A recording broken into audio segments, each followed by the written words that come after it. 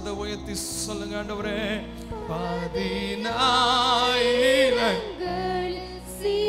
நம் ஆராதிக்கிற இயேசு 10,000 மீண்டும் ஒரு முறை இயேசுவே இயேசுவே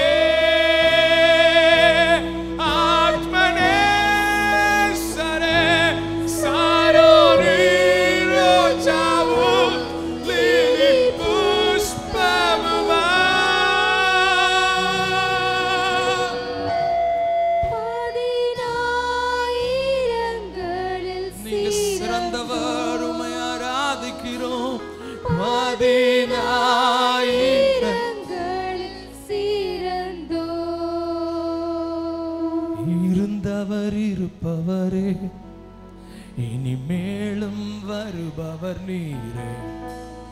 இருந்தவர் இருப்பவரே இனிமேலும் வருபவர் நீரே. இருந்தவர் இருப்பவரே இனிமேலும் வருபவர் நீரே. இருந்தவர் இருப்பவரே இனிமேலும் வருபவர் நீரே. வாருமே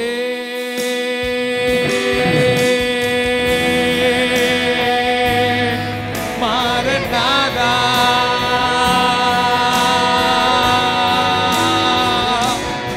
வாருமே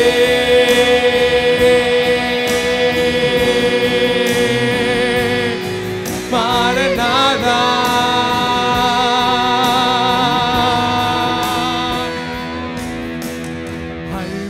பூமிகாவுமே ஆதியும் அந்தமும் மாமே. அல்பாவும் பூமிகாவுமே ஆதியும் அந்தமும் மாமே. அல்பாவும் பூமிகாவுமே ஆதியும் அந்தமும் நம்முடைய இயேசு. அல்பாவும் பூமிகாவுமே ஆதியும் அந்தமும் மாமே. வாருமே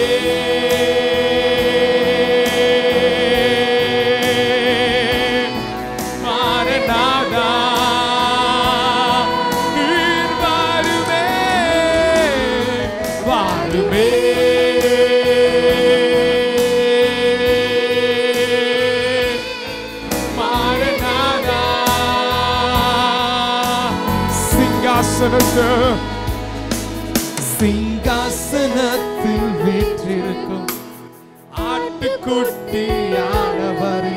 சிங்காசனத்தில் வீற்றிருக்கும் ஆட்டுக்குட்டியானவரே. துதியும் கனமும் மகிமை வல்லமை உண்டாவதாக.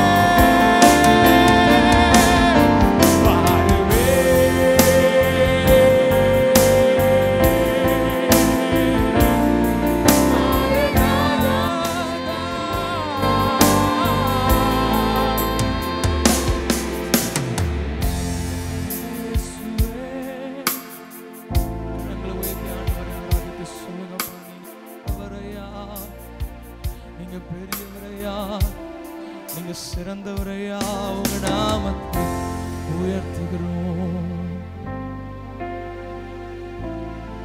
நாங்களோ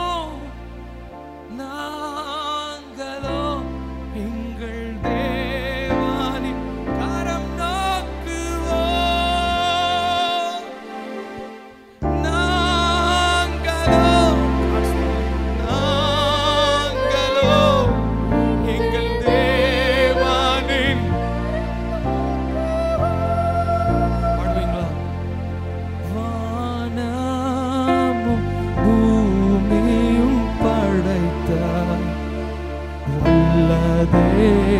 தேவனிடம் இருந்தே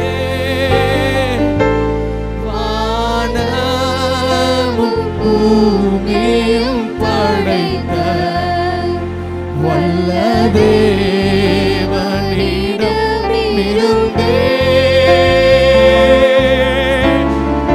எண்ணுக்கடங்கா நன்மைகள் வருமே, என் கண்கள் ஏறெடுப்பே.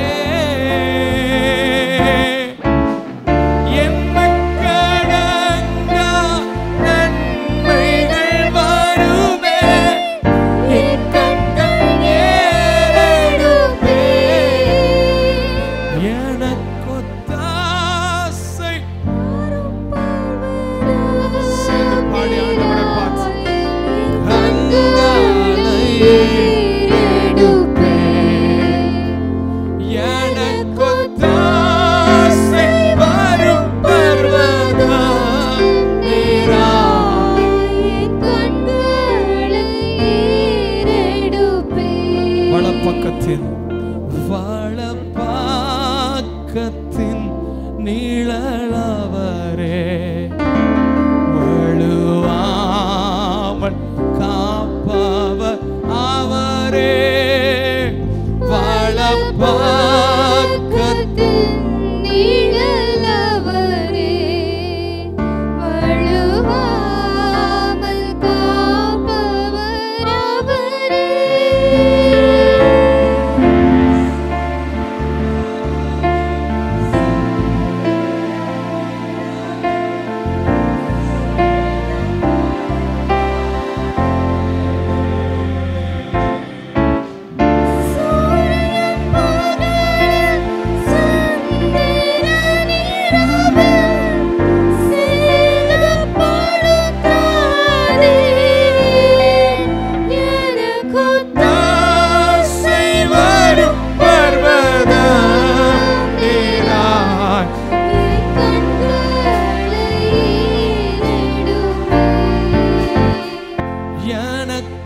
கொத்தாசை வரும் பர்வதம் நேராய் என் கண்களை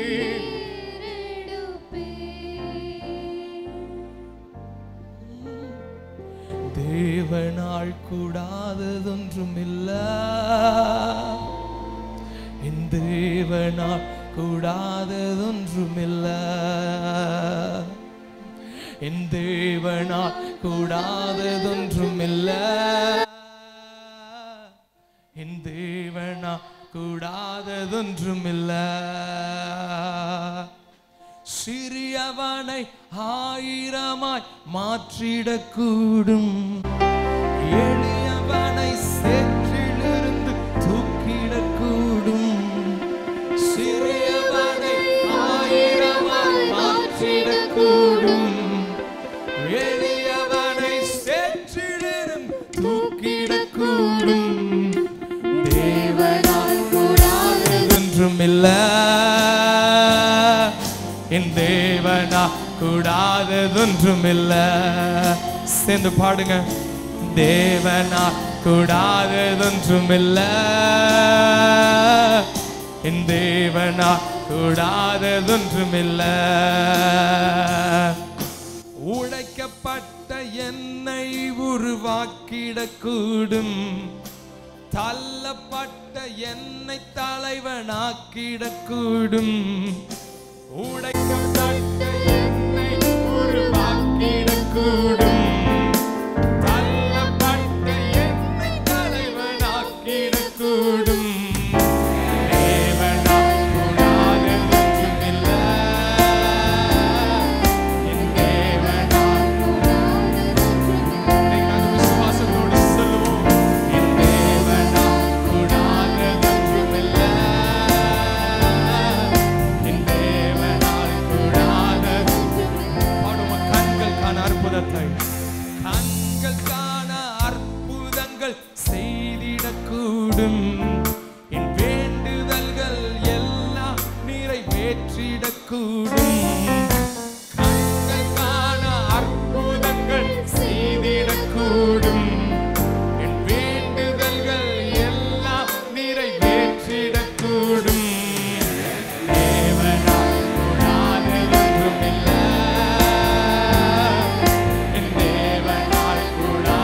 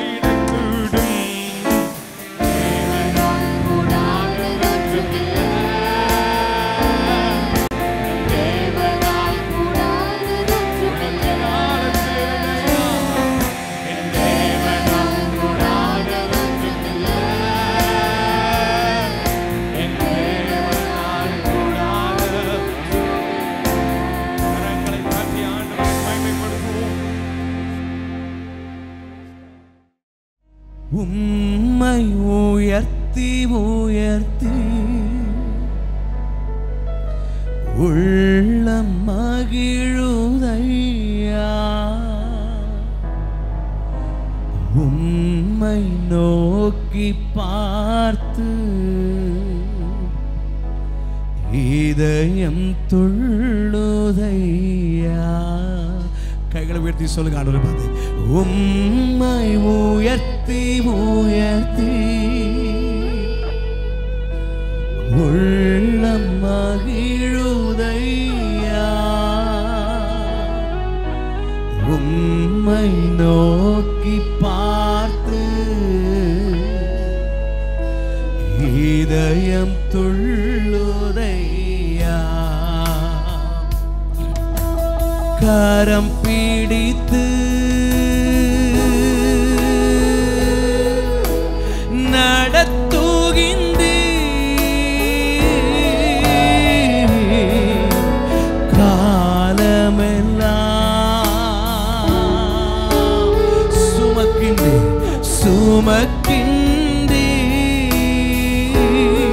சத்தத்தை உயர்த்த, கைகளை உயர்த்தி, கரம் பிடித்து கரம் பிடித்து நடத்துகின்றீர், நடத்துகின்றீர், காலமெல்லாம்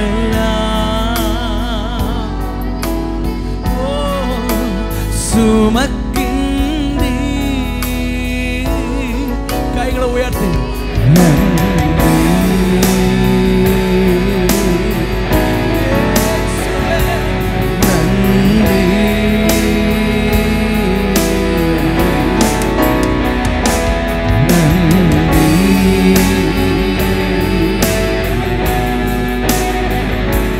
நன்றி. உம்மை உயர்த்தி உயர்த்தி ஆமே, உம்மை உயர்த்தி உயர்த்தி உள்ள மகிழுதையா, உம்மை நோக்கி பார்த்து இதயம் துள்ளுதையா. அந்த கைகளை உயர்த்தி சொல்லுங்கப்பா. உம்மை உயர்த்தி உயர்த்தி உள்ள மகிழுதையா, உம்மை நோக்கி பார்த்து என் இதயம் துள்ளுதை. கண்ணீரெல்லாம் துடைக்கின்றமே, கண்ணீரெல்லாம் துடைக்கின்றீர்,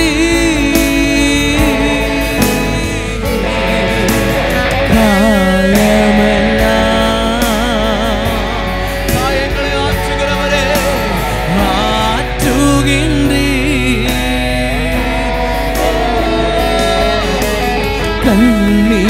கண்ணீரெல்லாம் எங்கள் கண்ணீரை துடைக்கிற தெய்வமே, துடைக்கின்றீர்,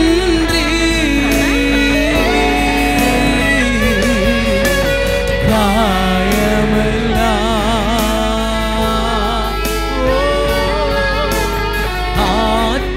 ஆற்றுகின்றீர். நன்றி. கைகளை உயர்த்தி சொல்லுங்கப்பா. நன்றி. உமக்கு நன்றி தருகிற ஆண்டவரே, நன்றி. ஒரு நன்றி உள்ள ஆராதனை இந்த மாலை வேளையில் நாங்கள் உமக்கு செலுத்துகிறோம் ஆண்டவரே. ஓ, நீர் எங்களோடு கூட இருக்கிறபடியினாலே நல்லவரே. கைகளை உயர்த்தியாமே, நல்லவரே, வல்லவரே, காண்பவரே, காப்பவரே, காப்பவரே, நல்ல தெய்வமே, உம்மை ஆராதிக்கிறோம் ஆண்டவரே. நல்லவர், ஓ ரபா பாலா செல்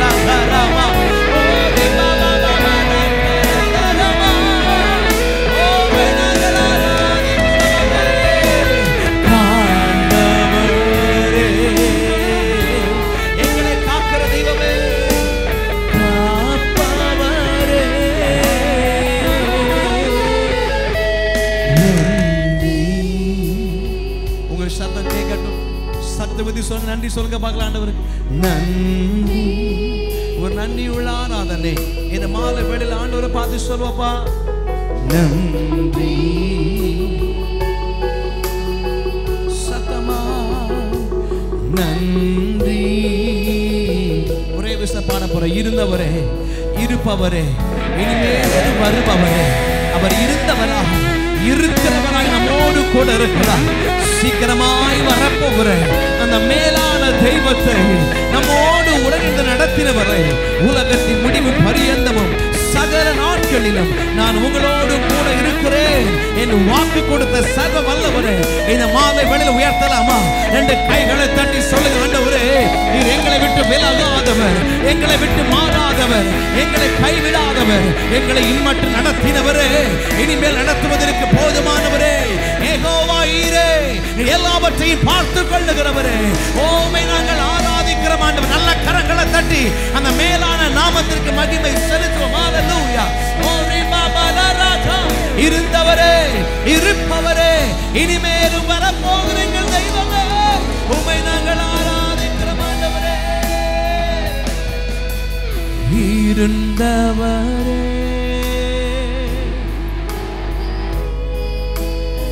இருப்பவரே, இனிமேலும்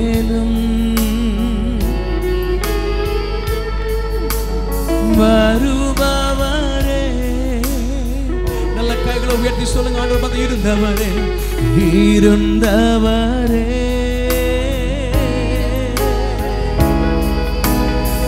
இருப்பவரே,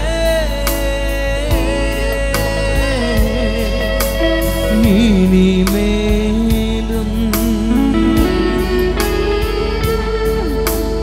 வருபவரே. ரெண்டு கைகள் உயர்த்தி நன்றி.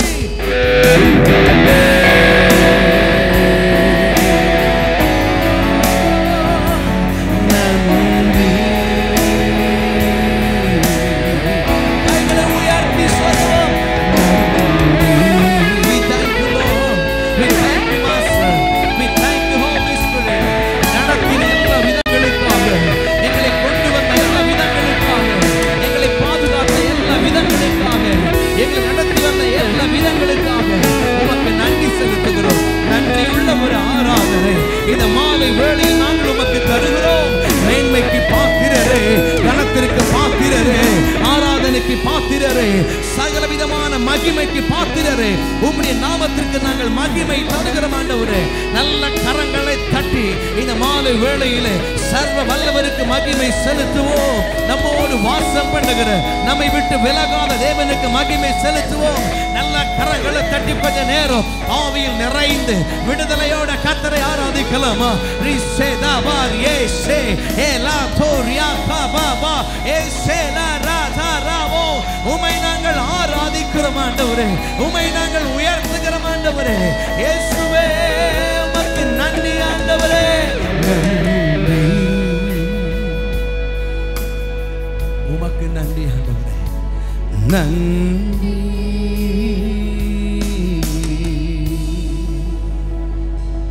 நன்றி. எஸ் ஜீசஸ், உம்மை உயர்த்துகிறோம் ஆண்டவரே. நன்றி. ரெண்டு கைகளை ஒரே ஒரு விஷயம் உயர்த்தி, கரங்களை உயர்த்தி ஆண்டவரை பார்த்து சொல்ல போறப்பா, உம்மை உயர்த்துகிறோம் ஆண்டவரே. உங்களை மட்டும் நாங்க உயர்த்துறோம் ஆண்டவரே. உங்களுக்கு மட்டும் நாங்கள் ஆராதனை செலுத்துகிறப்பா. இங்க உயர்ந்திருக்க வேண்டியது மனிதன் அல்ல ஆண்டவரே, நீங்க மட்டும் உயர்ந்திருக்கணும் ஆண்டவரே. எல்லா ரெண்டு கைகளை உயர்த்தி உம்மை உயர்த்தி உயர்த்தி உள்ள மகிழுதையா.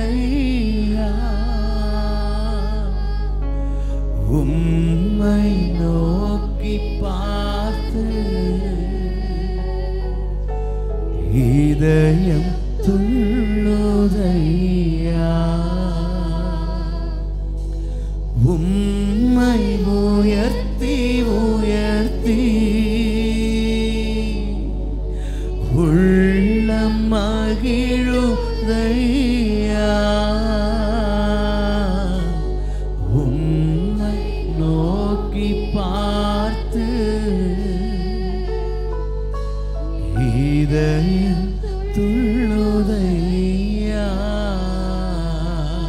நல்ல கைகளை தட்டி கர்த்தருடைய நாமத்துக்கு மகிமை செலுத்து. நல்ல கரங்களை தட்டி ஹalleluya.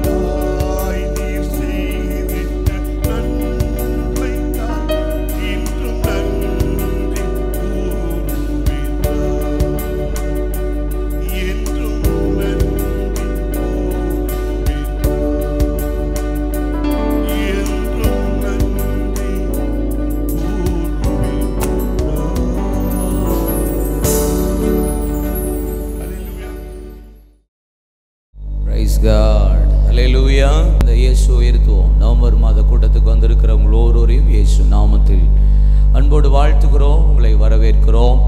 அருமையான பாஸ்டர் ஜான்சன் மேமன்னா அவர்கள் நம்ம மத்தியில் வந்திருக்கிறது ஒரு பெரிய ஆசீர்வாதம். அருமையான பாஸ்டர் சிமியோன் ராஜ் யோவான் வந்திருக்கிறது ஒரு பெரிய சந்தோஷம். ரெண்டு பேரும் இயேசுவின் நாமத்தில் வாழ்த்தி வரவேற்கிறோம்.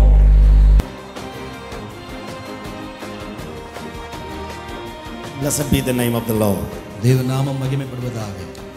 Greetings to all in the matchless name of Lord and Savior Jesus Christ. ஆண்டவராகிய இயேசு கிறிஸ்துவின் இனிதான நாமத்திலே உங்கள் யாவரையும் வாழ்த்தி வரவேற்கிறேன். எத்தனை பேருக்கு சந்தோஷமுണ്ട്? எத்தனை பேர் சந்தோஷமா இருக்கீங்க? ഹല്ലേലൂയ. ஹல்லேலூயா. ഇന്ന് രാത്രിയിലും ദൈവ സാന്നിധ്യം നമ്മുടെ നടുവിലുണ്ട്. இன்று இரவிலும் தேவ பிரசன்னம் நம்முடைய மத்தியிலே இருக்கிறது. കഴിഞ്ഞ രാത്രിയിൽ നമ്മോട് സംസാരിച്ച അതേ ദൈവാത്മാവ് ഇന്ന് രാത്രിയിലും നമ്മുടെ നടുവിൽ വന്നിട്ടുണ്ട്. கடந்த இரவிலே நம்மோடு கூட பேசின அதே ஆவியானவர் நம்மத்திலே வந்திருக்கிறார். പാസ്റ്റർ പറഞ്ഞതുപോലെ മഴ നമുക്ക് ആവശ്യമാണ്. பாஸ்டர் சொன்னதை போல மழை நமக்கு தேவை. ഹല്ലേലൂയ. അതൊരു അനുഗ്രഹമാണ്. அது ஆசீர்வாதம். അത് തക്ക അളവായി പെയ്യണം. அது ஏற்ற அளவில் பெய்ய வேண்டும். ഹല്ലേലൂയ. ஹல்லேலூயா.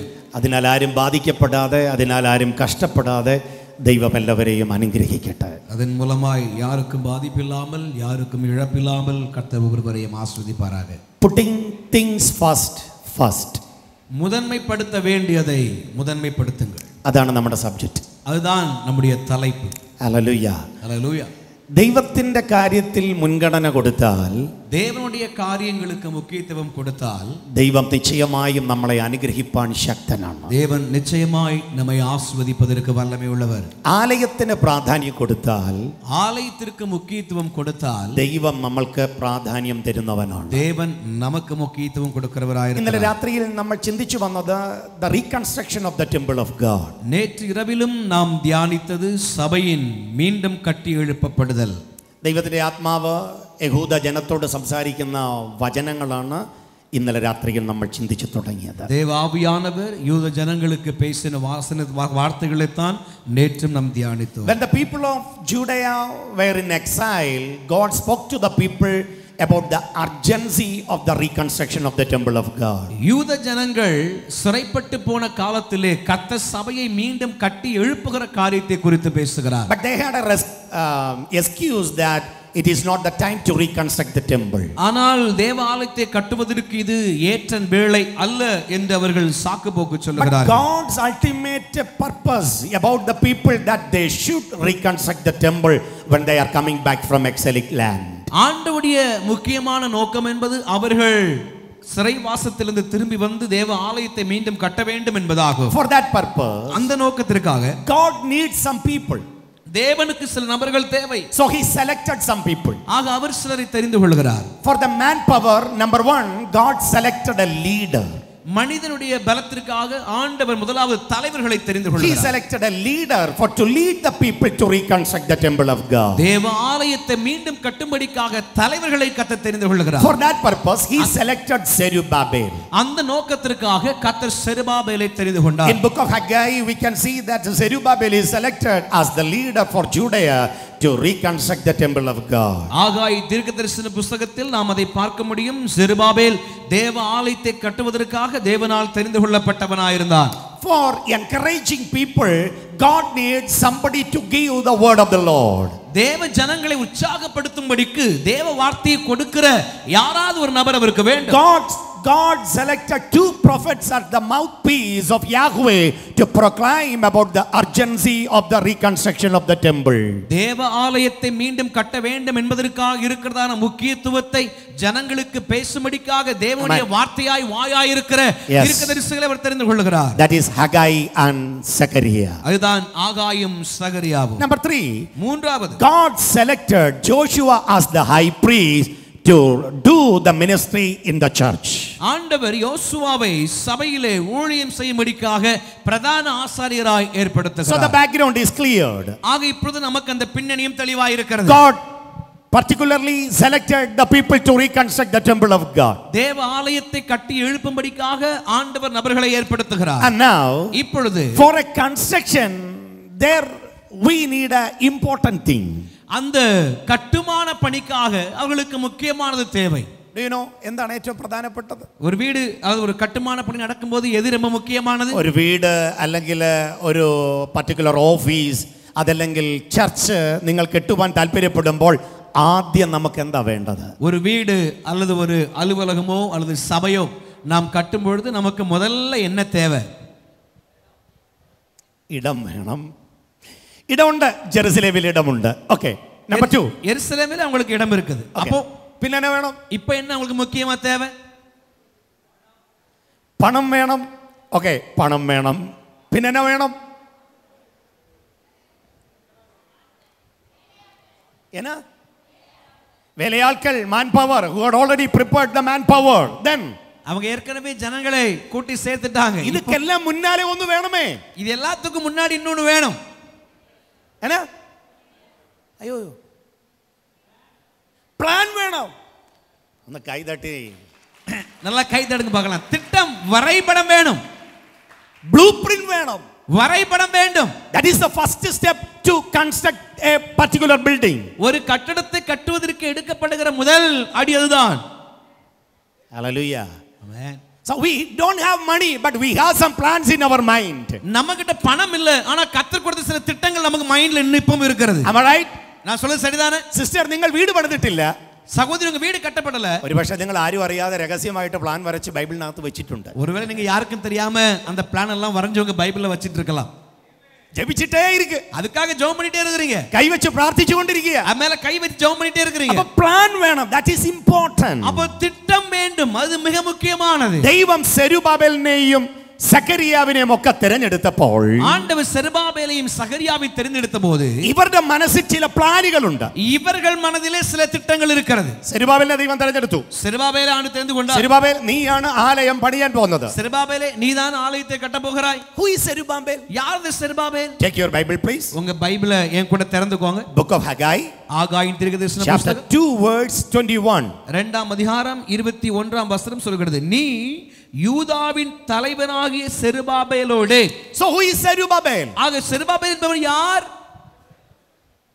തമിഴിൽ തലൈവർ എന്നാ കൊടുത്തിരിക്കുന്നത്. ஆனால் original വേർഷനിൽ the governor of Judea എന്നാ കൊടുത്തിരിക്കുന്നത്. தமிழிலே அது தலைவர் என்று கொடுக்கப்பட்டிருக்கிறது. ஆனால் மூல பாஷையிலே யூதாவின் ஆளுநர் என்று கொடுக்கப்பட்டிருக்கிறது. The governor of Judea. யூதாவின் ஆளுநர். ഹലോ ஹலோ, ചർച്ച് പണിയാൻ പോകുന്നത് യഹൂദയിലെ ഒരു കോമൺ ബിലീവർ അല്ല. சபை கட்டப் போவது யூதேயாவில் இருக்கிற ஒரு சாதாரண விசுவாசி அல்ல, സാധാരണ മനുഷ്യനല്ല, சாதாரண மனிதன் அல்ல. പിന്നെ ആരാണ്? பின்ன யார்? The governor. ஆளுநர். Hello, hello, who is the governor of Tamil Nadu? தமிழ்நாட்டுக்கு கவர்னர் யாரு? അയ്യോ, ഒരു മാസം തന്നെ ആയത് പുതിയ ആൾ സെലക്ട് ஒரு பண்ணி. மாசம் தான், ஒரு மாசம் கூட இருக்காது அவர் தேர்ந்தெடுத்து. നിങ്ങൾക്ക് GK ഉണ്ടോ എന്ന് നോക്കട്ടെ. GK നോളജ് ഉണ്ടോ? உங்களுக்கு பொது அறிவு இருக்குதான்னு பார்க்கலாம். ഓക്കെ, ഗവർണറുടെ മതിപ്പെന്താ നമുക്കറിയാം. கவர்னருடைய மதிப்பெண் நமக்கு தெரியும். അവരുടെ സ്ഥാനം എന്താന്ന് നമുക്കറിയാം. அவருடைய பதவி என்ன நமக்கு അവരുടെ தெரியும். പവർ എന്താന്ന് നമുക്കറിയാം. அவருடைய பவர் என்ன நமக்கு தெரியும். സോ ഗവർണർക്ക് ഒരു പവർ ഉണ്ട്. ஆக ஆளுநருக்கு ஒரு வல்லமை உண்டு. ഇപ്പൊ സെരുബാബേലിനോട് ആലയം പണിയാൻ പറഞ്ഞിരിക്കുക. அப்போ செருபாபேலை பார்த்து ஆலயம் கட்ட சொல்லி இருக்கிறார். എങ്ങനെ ഇരിക്കും ആ ആലയം? அப்படியானால் இந்த செருபாபேல் கட்டுகிற ஆலயம் எப்படி இருக்கும்? പോട്ടെ, അതെല്ലാം പോട്ടെ. சரி, அப்படியே போட்டு விடுங்க. നിങ്ങളുടെ നാട്ടിലെ ഗവർണർ, നമ്മുടെ ഗവർണർ നമ്മുടെ നാട്ടിൽ ഒരു ചർച്ച് പണിയുന്നു എന്ന് വിചാരിക്കുക. நம்ம நாட்டுடைய கவர்னர் நம்ம ஊர்ல ஒரு சர்ச்சு கட்டுறாருன்னு வச்சுக்கோங்க. എങ്ങനെ ഇരിക്കും ആ ചർച്ച്? அந்த சர்ச்சு எப்படி இருக்கும்? 10 into 10 feet, 10க்கு 10ல ഒരു ചിന്ന കുടിസായ ആലയം. ஒரு சின்ன குடிசையை போட்டு அப்படியா இருக்கும்? ആണോ? அப்படியா? പ്രൈം മിനിസ്റ്റർ ഒരു ചർച്ച് പണിയുന്നു വിചാരിക്കുക. நம்முடைய பிரதமர் ஒரு சபை கட்டுறாருன்னு வச்சுக்கோங்க. അങ്ങനെ സംഭവിക്കട്ടെ. அது அப்படியே நடப்பதாக. വിശ്വാസമുണ്ടോ? விசுவாசிக்கிறீங்களா?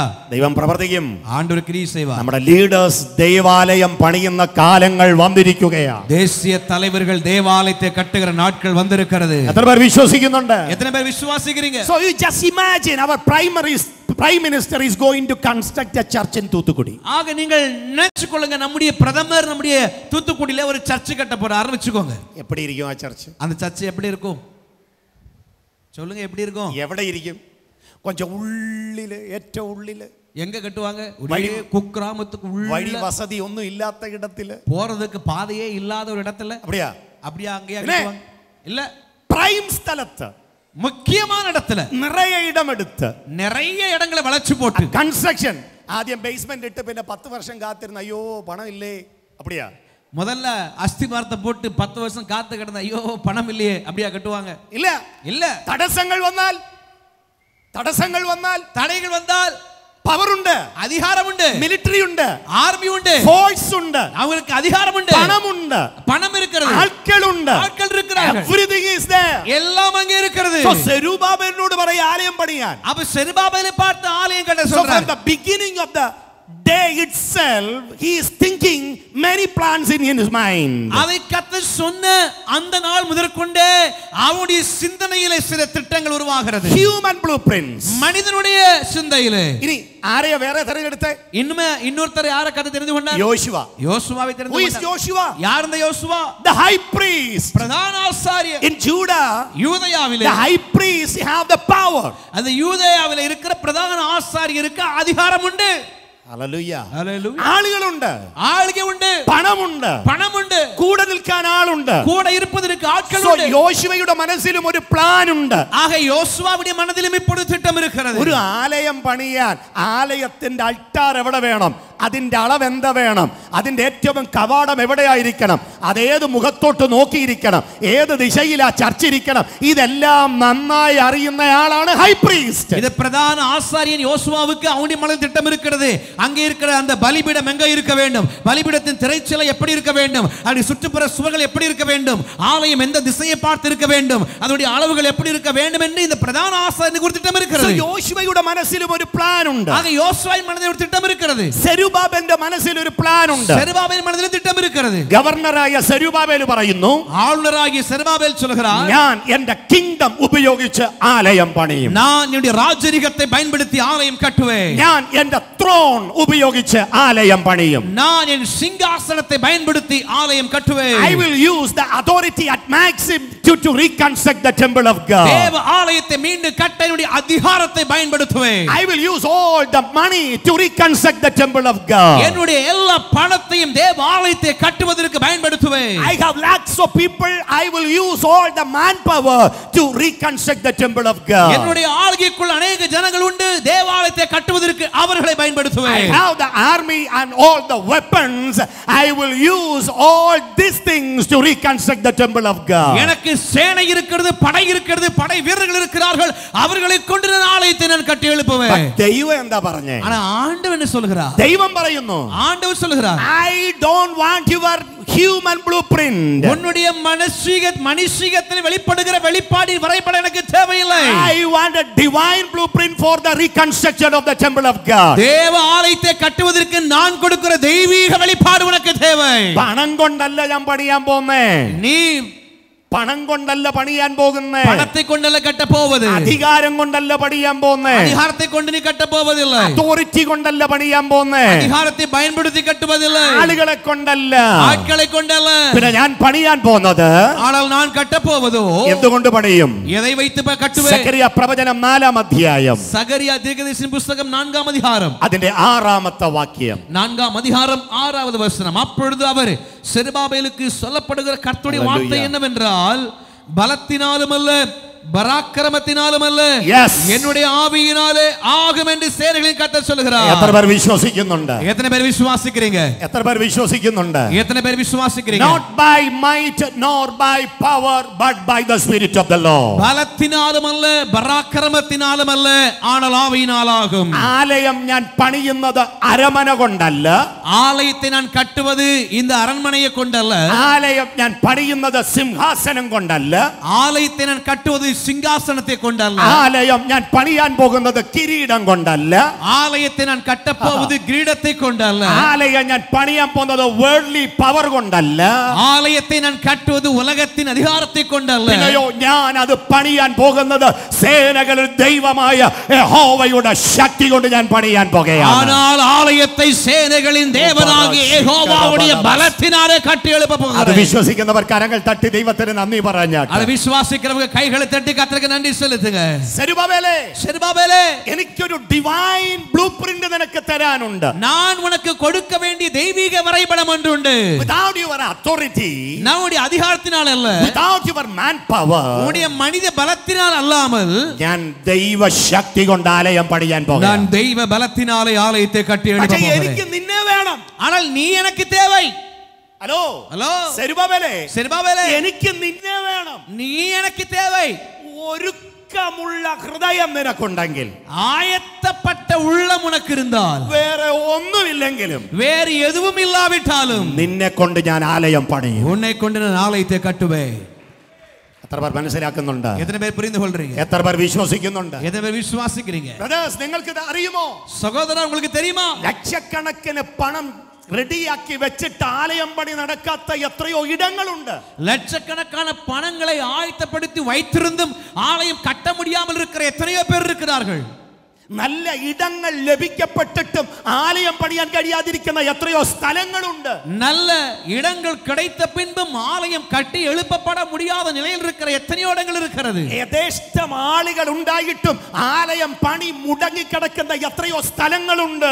நிறைய விசுவாசிகள் இருந்த போதிலும் Yes. ஆலயத்தின் வேலைகள் இன்னும் தடை செய்யப்பட்டிருக்கிற எத்தனையோ சபைகள் உண்டு. അപ്പോൾ ആലയം പണിയണമെങ്കിൽ அப்ப ஆலயம் கட்ட வேண்டுமானால் something special, ஓ ஏதோ ஒன்று சிறப்பாய், something special, சிறப்பானதொன்று, we need something special. நமக்கு சிறப்பானதொன்று வேண்டும். അത് മറ്റൊന്നുമല്ല, அது வேறொன்றுமல்ல. ലോകത്തിലെ ഒരു ശക്തിക്കും തകർക്കാൻ കഴിയാത്ത ദൈവശക്തിയുടെ അധികാരം നമ്മളിൽ വ്യാപരിക്കപ്പെടണം. உலகத்தின் எந்த வல்லமையாலும் உடைக்க முடியாத தெய்வீக வல்லமையின் வெளிப்பாடு நமக்குள் வர வேண்டும். അത് വിശ്വസിക്കുന്നവർ കരങ്ങൾ തട്ടി നന്ദി പറഞ്ഞാട്ട് விசுவாசிக்கிறவங்க கைகளை தட்டி கர்த்தருக்கு நன்றி செலுத்துவோம். സെരുബാബേലിനോട്, செருபாபேலை பார்த்து, യോശുവയോട് யோசுவாவை பார்த்து ഈ ദൂത് കൊടുക്കാൻ വേണ്ടി இந்த வார்த்தையை கொடுக்கும்படிக்காக ദൈവം കാണിച്ച ദർശനം സിമ്പിളായ ദർശനമാണ്. ஆண்டவர் அவர்களுக்கு காட்டின தரிசனம் ரொம்ப சாதாரணமான ஒன்று. In chapter 4, the beginning part, we can see a golden lampstand.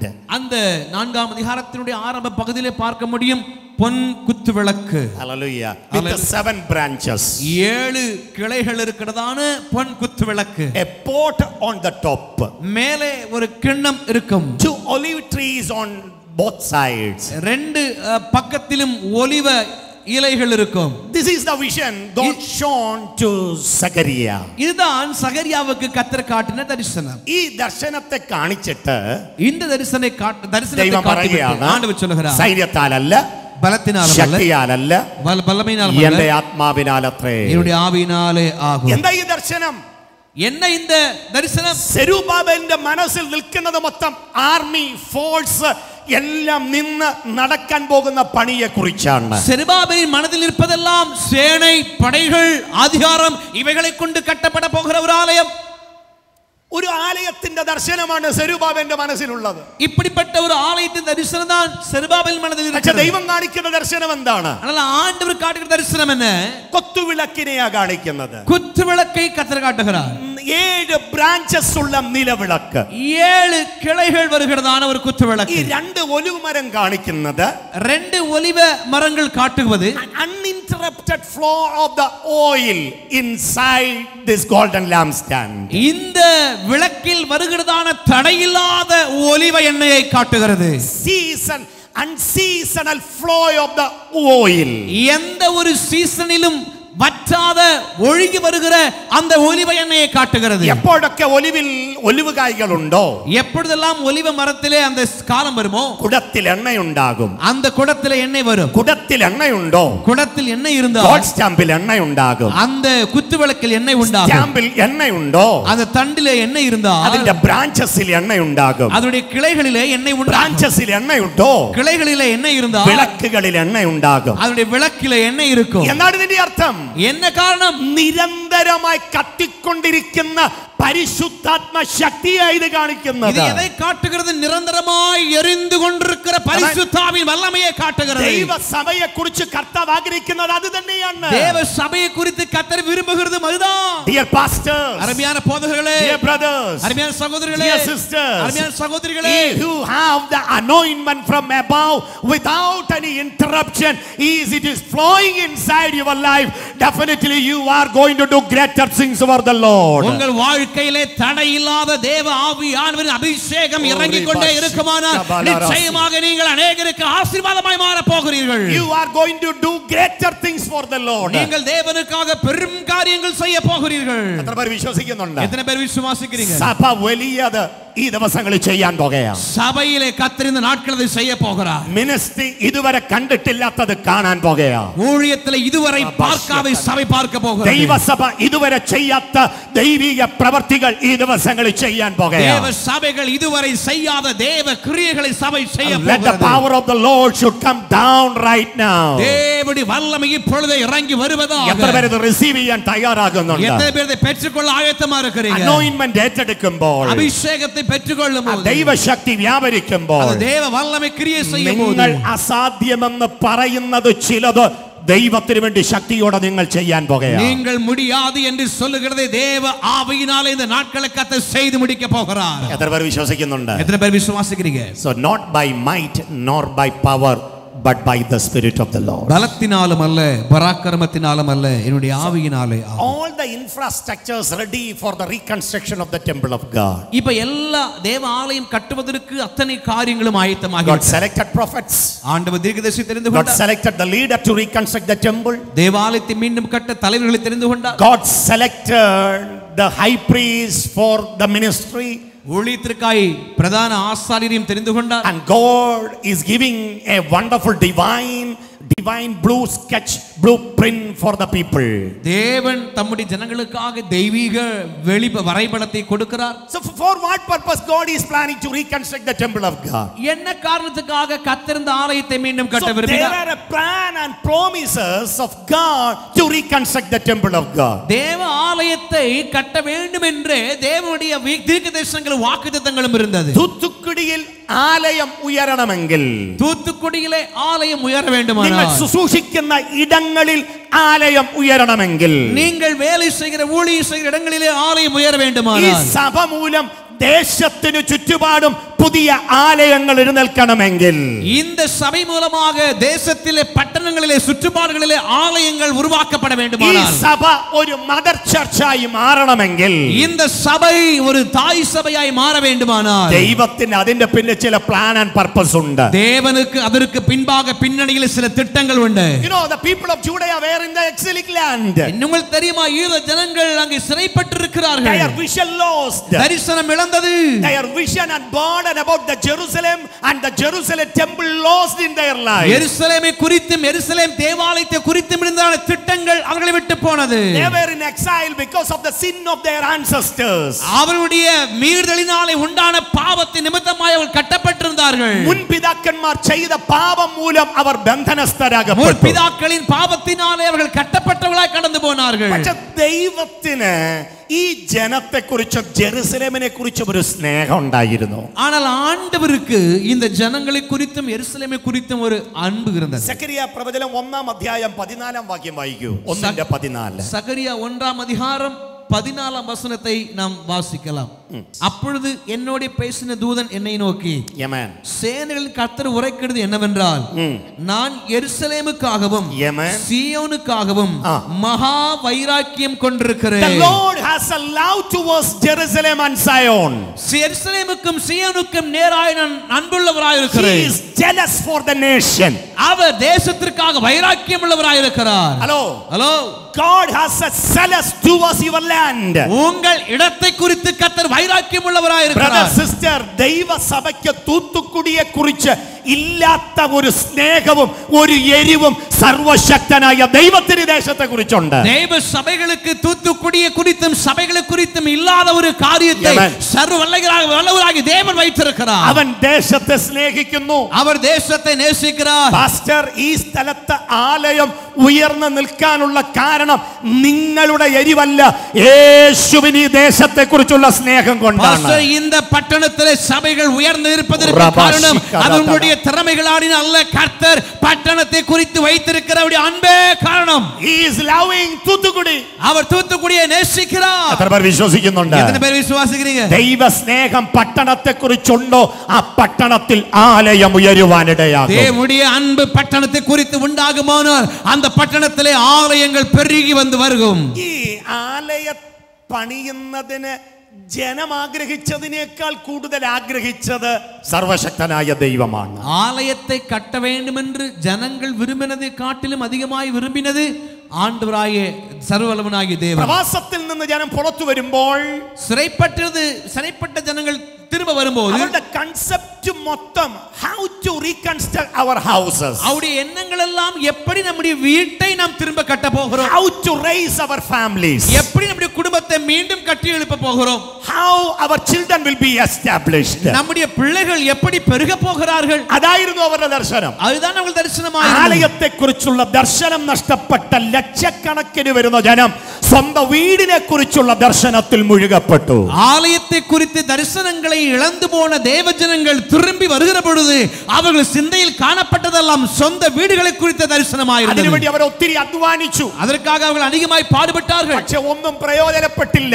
ஆனால் ஒரு பலனும் உண்டாகவில்லை. ഒത്തിരി ജോലി ചെയ്തു, அநேக வேலை செய்தார்கள், പണം കിട്ടി, வருமானம் கிடைத்தது. പക്ഷേ എല്ലാം ഓട്ടസഞ്ചിയിൽ ഇട്ട പണം പോലെ ആകപ്പെട്ടു. ஆனால் எல்லாம் ஓட்டப்பையில் போட்ட பணத்தை போல இருக்கிறது. ദൈവം പറയുകയാണ്, ஆண்டவர் சொல்லுகிறார், ഞാൻ നിങ്ങളെ അനുഗ്രഹിപ്പാൻ ശക്തനാണ്, പക്ഷേ നിങ്ങൾ എന്റെ ആലയം പണിയുവാൻ തയ്യാറാകണം. நான் உங்களை ஆசீர்வதிப்பதற்கு வல்லமை உள்ளவர், ஆனால் நீங்கள் என் ஆலயத்தை கட்டுவதற்கு ஆயத்தப்பட வேண்டும். സഹോദരനേ സഹോദരിയേ, നിങ്ങളുടെ ലൈഫും ഓട്ടസഞ്ചിയുടെ അനുഭവം പോലെയാ ഇന്ന് രാത്രിയിൽ ഈ വചനം കേൾക്കുന്നതെങ്കിൽ உங்கள் வாழ்க்கை இந்த இரவிலே ஓட்டப்பையிலே போட்ட அனுபவத்தை போல இருக்குமானால் இந்த இரவிலே ഇന്ന് രാത്രി ഒരു ഡിസിഷൻ എടുക്ക.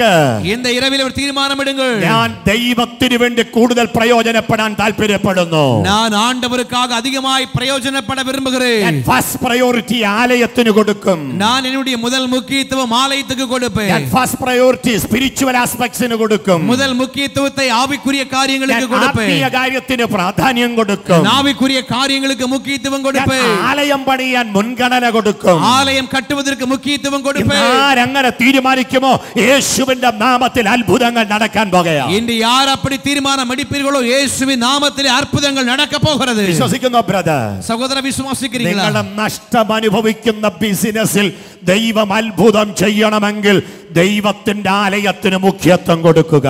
நீங்கள் நஷ்டத்தை அனுபவிக்கிற உங்கள் பிசினஸ்ல நீங்கள் நன்மையை காண வேண்டுமானால் தேவ ஆலயத்திற்கு முக்கியத்துவம் கொடுங்கள். അതാണ് ദൈവം ആഗ്രഹിച്ചത്. அதான் ஆண்டவர் விரும்பினார். God want to rebuild his temple.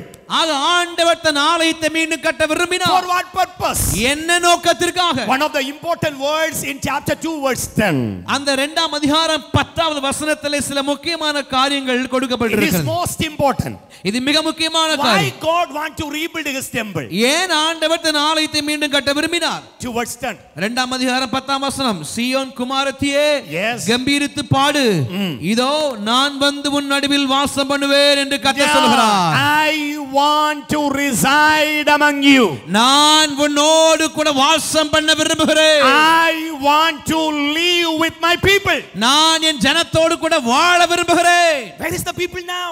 அதுதான் இங்க Where is the people now? ஜனங்கள் இப்ப எங்க இருக்கிறாங்க? They are in exiling land. அவங்க இப்ப They சிறைப்பட்டிருக்கிறார்கள், were binded together. கட்டப்பட்டிருக்கிறார்கள். No hope in their life. வாழ்க்கையில் நம்பிக்கை இல்லை. Their spiritual level is down. ஆவிக்குரிய நிலைமை மட்டமாய் போய்விட்டது. No hope at all. எந்த நம்பிக்கையும் இல்லாமல் Everything collapsed. எல்லாம் இல்லாமல் So போனது. in this particular condition, ஆக இந்த முக்கிய சூழ்நிலையில God is not with them. ஆண்டவர் அவரோடு கூட இல்லை. அப்ப ദൈവം என்ன പറയുന്നേ? ஆண்டவர் என்ன சொல்லுகிறார்? ദൈവത്തിന്റെ ആത്മാ പറയുന്നു നിങ്ങളുടെ നടുവിൽ ഇപ്പോൾ ദൈവമില്ല. தேவனுடைய ஆவியானவர் இப்போ உங்கள் நடுவிலே இல்லை. എനിക്ക് നിങ്ങളോട് കൂടെ വസിക്കണം. நான் உங்களோடு கூட வாசம் பண்ண வேண்டும். അതാണ് എന്റെ ആഗ്രഹം. அதுதான் விருப்பம். ഞാൻ നിങ്ങളുടെ കൂടെ വസിക്കണമെങ്കിൽ நான் உங்களோடு கூட வாசம் பண்ண வேண்டுமானால் നിങ്ങൾ കെട്ടപ്പെട്ട ഇടത്ത് ഞാൻ വന്ന് വസിക്കുകയില്ല. நீங்கள் கட்டப்பட்டிருக்கிற அந்த இடத்தில் வாசம் பண்ண மாட்டேன். ഞാൻ നിങ്ങളുടെ കൂടെ വസിക്കണമെങ്കിൽ நான் உங்களோடு வாசம் பண்ண வேண்டுமானால் നിങ്ങൾ ആലയം പണിയണം. நீங்கள் ஆலயத்தை கட்ட നിങ്ങൾ வேண்டும். ആലയം പണിതാൽ ஆலயம் கட்டினால் ഞാൻ നിങ്ങളുടെ നടുവിൽ വസിക്കും. நான் உங்கள் மத்தியில் வாசம் பண்ணுவேன். എത്രപേർക്ക് സന്തോഷമുണ്ട്? எத்தனை பேர் சந்தோஷப்படுறீங்க? അപ്പൊ ദൈവം എവിടെയാ വസിക്കുന്നത്? அப்ப ஆண்டவர் எங்கே வாசம் Brother, பண்ணுகிறார்? sister, God wants to reside among you.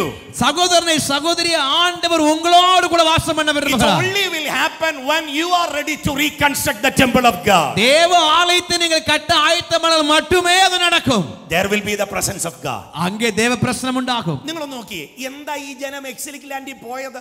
இந்த ஜனங்கள் இந்த சிறைப்பட்டு போனதுக்கு காரணம் என்ன? ദൈവ സാന്നിധ്യം നഷ്ടപ്പെട്ടുകൊണ്ടാ. தேவ பிரசன்னம் இழந்தபடியினாலே. ദൈവം അവരുടെ ലൈഫിൽ ചെയ്യാൻ പോകുന്നത് ഒരു പെർമനന്റ് ആയ ഡെലിവറൻസ് ആ. ஆண்டவர் அவருடைய வாழ்க்கையில் செய்ய போகிறது ஒரு நிரந்தரமான விடுதலை. ഇനി മേലാൽ പ്രവാസത്തിൽ പോകാതിരിപ്പാൻ, இனிமேல் சிறைப்பட்டு போகாதிருக்க ഇനി ബാബിലോണിന്റെ അടിമത്തത്തിൽ പോകാതിരിപ്പാൻ, இனிமேல் பாபிலோன் அடிமைத்தனத்தில் போகாதிருக்க ജനത്തോട് കൂടെ വസിക്കാൻ താല്പര്യപ്പെട്ട ദൈവം പറയുകയാണ്, ஜனத்தோடு சேர்ந்து வாழ விரும்பின தேவன் சொல்கிறார், നിങ്ങൾ പണിയുന്ന വീട്ടിലല്ല ഞാൻ പാർക്കാൻ പോകുന്നത്, நீங்கள் கட்டுகிற வீட்டிலே அல்ல நான் தங்க போவது, നിങ്ങൾ പണിയുന്ന ആലയത്തിൽ ഞാൻ നിങ്ങളോട് കൂടെ വസിക്കും. நீங்கள் கட்டுகிற ஆலயத்தில் நான் உங்களோடு கூட வாசம் பண்ணுவேன். എത്ര പേർ വിശ്വാസമുണ്ട്? எத்தனை பேர் விசுவாசிக்கிறீங்க? എത്ര പേർ മനസ്സിലാക്കുന്നുണ്ട്? எத்தனை பேர் புரிந்து ഇന്ന് கொள்கிறீங்க? രാത്രി ഈ ആലയത്തിൽ ദൈവ സാന്നിധ്യമുണ്ട്. இன்று இரவில் இந்த ஆலயத்திலே தேவ பிரசன்னம் இருக்கிறது. നിങ്ങളുടെ വീടുകളിൽ അനുഭവിക്കാത്ത ദൈവ സാന്നിധ്യം ആലയത്തിൽ രുചിച്ചറിയണമെങ്കിൽ, நீங்கள் வீடுகளிலே அனுபவிக்க முடியாத தேவ பிரசன்னத்தை ஆலயத்திலே ருசிக்க வேண்டுமானால் നിങ്ങളുടെ പുറം കണ്ണുകൾ അടച്ച്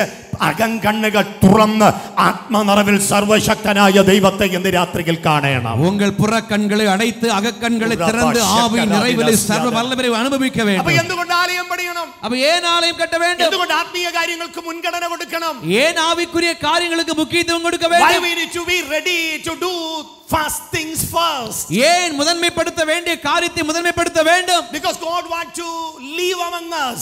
ஏனென்றால் தேவன் நம்மோடு கூட வாசம் பண்ண விரும்புகிறார். അതാ ദൈവത്തിന്റെ ആഗ്രഹം. அதுதான் தேவனுடைய விருப்பம். ആര് ദൈവിക കാര്യത്തിന് പ്രാധാന്യം കൊടുക്കുമോ അവരോട് കൂടെ വസിക്കുന്ന സർവശക്തനായ ദൈവം ഇന്ന് രാത്രിയിൽ ഇവിടെ വന്നിട്ടുണ്ട്. யார் தேவனுடைய காரியங்களுக்கு முக்கியத்துவம் கொடுக்கிறார்களோ அவர்களோடு கூட வாசம் பண்ணுகிற சர்வ வல்லமையுள்ள தேவன் இந்த ராத்திரியில வந்திருக்கிறார். സക്കറിയ പ്രവചനത്തിന്റെ first part, it's concerning about the reconstruction of the temple of God. சகரியா தீர்க்கதரிசன புத்தகத்தின் முதல் பகுதி தேவ ஆலயத்தை மீண்டும் கட்டி எழுப்புவதற்குரியதாகும். തൂത്തുക്കുടിയിൽ സഭയ്ക്ക് നൽകപ്പെട്ട ഈ ആലയത്തെക്കുറിച്ച് ദൈവത്തോട് നന്ദിയുള്ളവർ കരങ്ങൾ ഉയർത്തിക്കാട്ടെ. தூத்துக்குடியில கர்த்தர் உங்களுக்கு தந்திருக்கிற அந்த ஆலயத்தை குறித்து கர்த்தருக்கு நன்றி சொல்றவங்க உங்க கரங்களை உயர்த்தி காட்டுங்க பார்க்கலாம்.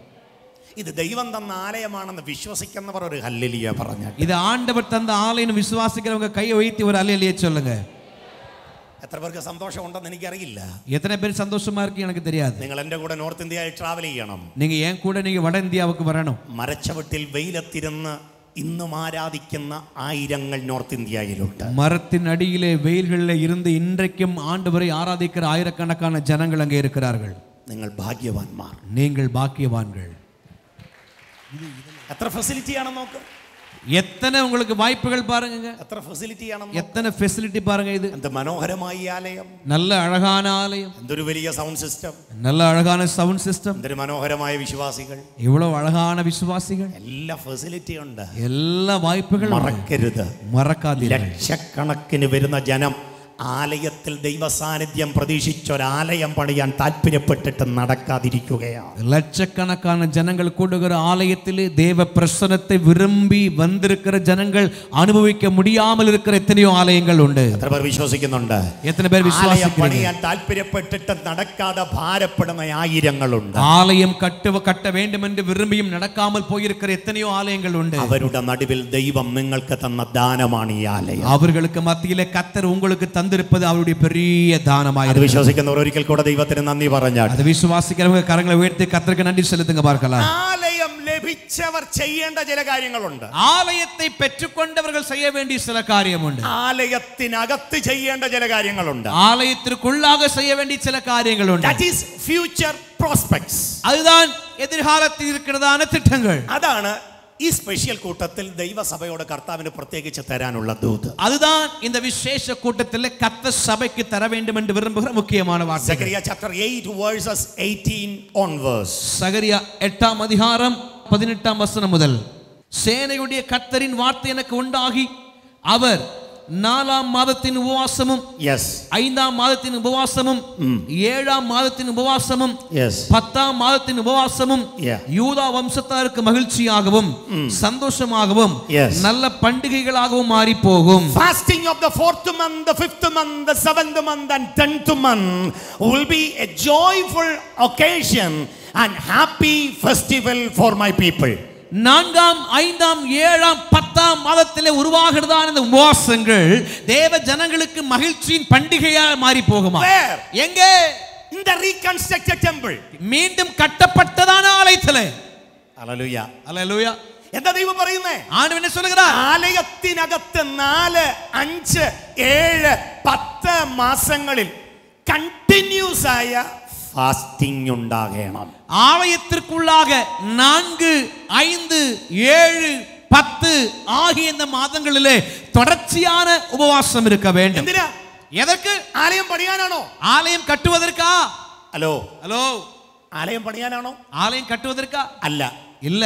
പണിത ആലയത്തിൽ ഉപവസിക്കണമെന്നാ ദൈവം പറയുന്നത്. கட்டப்பட்ட ஆலயத்துக்காக நீங்கள் உபவாசிக்க வேண்டும் என்று ஆண்டவர் சொல்கிறார். ഫാസ്റ്റിങ്ങിനെ കുറിച്ച് നമ്മുടെ കൺസെപ്റ്റ് ഒക്കെ ഒത്തിരി ഡിഫറെന്റാ. இந்த உபவாசத்தை குறித்த நம்முடைய மனநிலைமை ரொம்ப வித்தியாசமா இருக்கு. ഫാസ്റ്റിംഗ് എന്ന് കേട്ടാലേ ഒരാൾ ഫാസ്റ്റിംഗ് ഇരിക്കുന്നു, അപ്പൊ പുള്ളിക്ക് എന്നോ സാധിക്കാനുണ്ടെന്നാ നമ്മുടെ മനസ്സിൽ വിചാരം. ஒருத்தர் உபவாசம் இருக்கிறார் அப்படி தெரிஞ்சாலே அப்ப அவருக்கு ஏதோ ஒரு பெரிய தேவை இருக்கு போல அதான் உபவாசம் இருக்கிறார். ലോങ് ഫാസ്റ്റിംഗ് ഇരിക്കുക. ஒரு ஆள் அதிக நாட்கள் உபவாசம் இருக்கிறார்னு வெச்சுக்கோ. നമ്മൾ അവരെ കണ്ടാ ചോദിക്കും, அவங்கள பார்த்து நம்ம கேட்போம், ஏன் பிரதர் என்ன உங்களோட தேவை, என்ன விஷயம், என்ன சப்ஜெக்ட், என்ன பிரதர் எந்த காரியத்துக்காக ஏன் இவ்வளவு நாட்கள் உபவாசம் இருக்கிறீங்க நம்ம அப்படி ஒரு கேட்போம். கான்செப்ட் നമ്മുടെ മനസ്സിലുണ്ട്. அப்ப அப்படிப்பட்ட ஒரு மனநிலைமை நம்ம മനസ്സിல കാണും. പക്ഷേ ദൈവം പറയുന്നത് அதனால ஆண்டவர் சொல்கிறார், ഇത് കാര്യസാധ്യത്തിന് വേണ്ടിയുള്ള ഉപവാസം അല്ല, காரியத்தை செய்யும்படிக்கான உபவாசம் அல்ல, കാര്യം സാധിച്ചത് കൊണ്ടുള്ള ഉപവാസം. காரியத்தை கர்த்தர் செய்துவிட்டபடியினாலே உள்ள உபவாசம். ഹലോ, മനസ്സിലായില്ല? ஹலோ, புரியல? സഭ വന്ന് സാക്ഷ്യം പറയുന്നു, சபையில வந்து சாட்சி சொல்றோம், എൻ്റെ മകളുടെ തിരുമനം ഇതുവരെ നടന്നിട്ടില്ല, என்னுடைய மகளுடைய திருமணம் இதுவரைக்கும் நடக்கவில்லை, അതിനാലെ അടുത്ത വാരം മൊത്തം ഞങ്ങൾ ഫാസ്റ്റിംഗ് பண்ணാൻ താല്പര്യപ്പെടുന്നു. அதனால அடுத்த மாதம் முழுவதும் நாங்கள் உபவாசம் இருந்து ஜெபிக்க விரும்புகிறோம். ഓക്കേ, നല്ല കാര്യം അല്ലേ? அது நல்ல காரியம், அப்படித்தானே? നല്ല കാര്യം. ஆனால் இப்படிப்பட்டൊരു സാക്ഷ്യം നിങ്ങൾ കേട്ടിട്ടുണ്ടോ? ஆனா இப்படி ஒரு சாட்சி நீங்க கேட்டிருக்கீங்களா? കഴിഞ്ഞ വാരം ഞങ്ങളുടെ പിള്ളയുടെ മാരേജ് നല്ല അഴകായി മുടിച്ചു. கடந்த வாரம் என் மகளுடைய திருமணம் ரொம்ப மனோகரமாய் நடந்து முடிந்தது. പ്രാർത്ഥിച്ച എല്ലാവരോടും നന്ദി പറയുന്നു. ஜெபித்த எல்லாருக்கும் நன்றி சொல்கிறோம். പിള്ളയുടെ മാരേജ് നടന്നുണ്ട്. மகளுடைய திருமணம் நடந்து விட்டபடியினாலே അടുത്ത 3 നാൾ ഞങ്ങൾ എല്ലാവരും ഫാസ്റ്റ് ചെയ്യാൻ തീരുമാനിക്കുന്നു. அடுத்த 3 நாட்கள் நாங்கள் எல்லாரும் உபவாசம் வைத்து ஜெபிக்க விரும்புகிறோம். കേട്ടിട്ടുണ്ടോ? அப்படி ஒரு சாட்சி எங்கேயா கேட்டிருக்கீங்களா? ഞങ്ങളുടെ വീട് പണി കഴിഞ്ഞു. எங்கள் வீட்டின் வேலை முடிந்தது. വീടൊക്കെ നന്നായി ഡെഡിക്കേറ്റ് ചെയ്തു. வீடெல்லாம் நல்லா பிரதிஷ்டை பண்ணிட்டோம். അതുകൊണ്ട് അടുത്ത ഒരു വാരം ഞങ്ങളുടെ വീട്ടിൽ ഫാസ്റ്റിംഗ് ആയിട്ട് ഇരിക്കാൻ താല്പര്യപ്പെടുന്നു. அதனால அடுத்த ஒரு வாரம் ஃபுல்லா எங்க வீட்ல நாங்க ஃபாஸ்டிங் இருக்க விரும்புறோம். കേട്ടിട്ടുണ്ടോ? அப்படி ஒரு சாட்சி கேட்டிருக்கீங்களா? ഇല്ല. ഇല്ല. വീട് പണിയാൻ ഫാസ്റ്റിംഗ്, കല്യാണം നടക്കാൻ ഫാസ്റ്റിംഗ്, വേല കിട്ടാൻ ഫാസ്റ്റിംഗ്, ഹയർ എഡ്യൂക്കേഷൻ അഡ്മിഷൻ കിട്ടാൻ ഫാസ്റ്റിംഗ്. வீடு கட்டுறதுக்கு உபவாசம், கல்யாணம் நடக்கிறதுக்கு உபவாசம், வேலை கிடைக்கிறதுக்கு உபவாசம், ப்ரமோஷன் கிடைக்கிறதுக்கு உபவாசம், പുതിയ കോഴ്സിന് അഡ്മിഷൻ കിട്ടാൻ ഉപവാസം, புதுசா பிள்ளைங்களுக்கு அட்மிஷன் கிடைக்கிறதுக்கு உபவாசம், കാര്യം സാധിക്കാൻ ഉപവാസം, காரியம் நடக்கும்படி உபவாசம், അല്ലേ?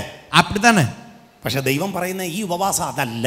ஆனால் ஆண்டவர் சொல்லுகிற உபவாசம் அது கிடையாது. അപ്പൊ ഇങ്ങനെ കാര്യം സാധിക്കാനുള്ള ഉപവാസം ആയതുകൊണ്ട് இது காரியத்தை நடப்பிக்கும்படியான உபவாசம் இல்லாதபடினாலே പല കാര്യങ്ങളും നമ്മൾ ചെയ്യാറുണ്ട്. நம்ம காரியம் நடக்கும்படி செய்கிற உபவாசம் இருக்கிறபடினாலே பல காரியம் செய்கிறோம். ചിലർ ഉപവസിക്കുമ്പോൾ പിന്നെ ഷേവ് ഒന്നും ചെയ്യത്തില്ല, അവരെ കണ്ടാലേ അറിയാം പുള്ളി ഫാസ്റ്റിംഗിലാണ്. சிலர் உபவாசம் இருக்கும்போது நல்ல ஷேவ் பண்ண மாட்டாங்க, தாடியோடு இருப்பாங்க, அவங்கள பார்த்தால் நமக்கு தெரியும் உபவாசம் இருக்கிறாங்க. ഫാസ്റ്റിംഗിലായ പിന്നെ ഇങ്ങനെ ഇരിക്കും. ஃபாஸ்டிங்னால ரொம்ப சோகமா இருப்பாரு, ചിരിക്കത്തില്ല, சிரிக்க மாட்டாரு. അയ്യോ ചിരിച്ചാൽ എന്താ ഭയങ്കര സന്തോഷം. ஐயோ சிரிச்சு போனா அது ஒரு மாதிரி. ചിലര് ഫാസ്റ്റിംഗിലായ പിന്നെ ഇങ്ങനെയൊക്കെ ഇരിക്കും. சிலர் ஃபாஸ்டிங் இருந்தா இப்படி தான் இருப்பாங்க. Praise the Lord. അതാണോ ഫാസ്റ്റിംഗ്? அதான் ஃபாஸ்டிங்கா? ഇൻ ജൂഡായിസം இந்த யூத வம்சத்துல അവർ ഉപവസിക്കുന്നവരെ കണ്ടറിയാം. இந்த யூதயாவிலே உபவாசிக்கிற ஜனங்களை பார்த்தாலே கண்டுபிடிச்சிடலாம். ചാക്ക് ഉടുപ്പെടുത്തു കൊടുക്കും, സാക്ലോത്ത്. அவங்க சாக்கினால் ஆன ஒரு ஆடையை கட்டுவாங்க. ரெட் உடுக்கும், സാക്ലോത്ത്. ரெட் உடுத்தி, அதாவது சாக்கு ஆடை அணிவாங்க. സാക്ലോത്ത് ഉടുത്ത് ഒരാൾ നടക്കുന്ന കണ്ടാൽ നോക്കണം പുള്ളി ഉപവാസത്തിലാണ്, ഭയങ്കര കഷ്ടതയിലാണ്, ഭയങ്കര വ്യസനത്തിലാണ്. இந்த சாக்கு ஆடை உரித்து கொண்டு ஒருத்தர் நடக்கிறார் அப்படின்னா நம்ம புரிஞ்சுக்கிடலாம், அவர் ஏதோ ரொம்ப கஷ்டத்துல அனுபவிக்கிறாரு, அது உபவாசம் இருக்கிறார் அந்த ஆள் அப்படி நினைச்சுக்கலாம். അതാണോ ദൈവം നിങ്ങളെ കുറിച്ച് ആഗ്രഹിക്കുന്ന ഉപവാസം? அதுதானோ கர்த்தர் உங்களை குறித்து விரும்புகிற உபவாசம்? ഈ വാക്യത്തിന്റെ ബി പാർട്ട് വായിച്ചു നോക്കൂ. இந்த வசனத்தின் பிற்பகுதியை வாசித்து பாருங்க. 4 മാസത്തെ ഉപവാസം, 4ஆம் மாத உபவாசம், 5 മാസത്തെ ഉപവാസം, 5ஆம் மாத உபவாசம், നോക്കൂ 7 മാസത്തെ ഉപവാസം, 7ஆம் மாத உபவாசம், 10 മാസത്തെ ഉപവാസം. 10ஆம் மாதத்தின் உபவாசமும் എന്തു ആകണം? எதனால?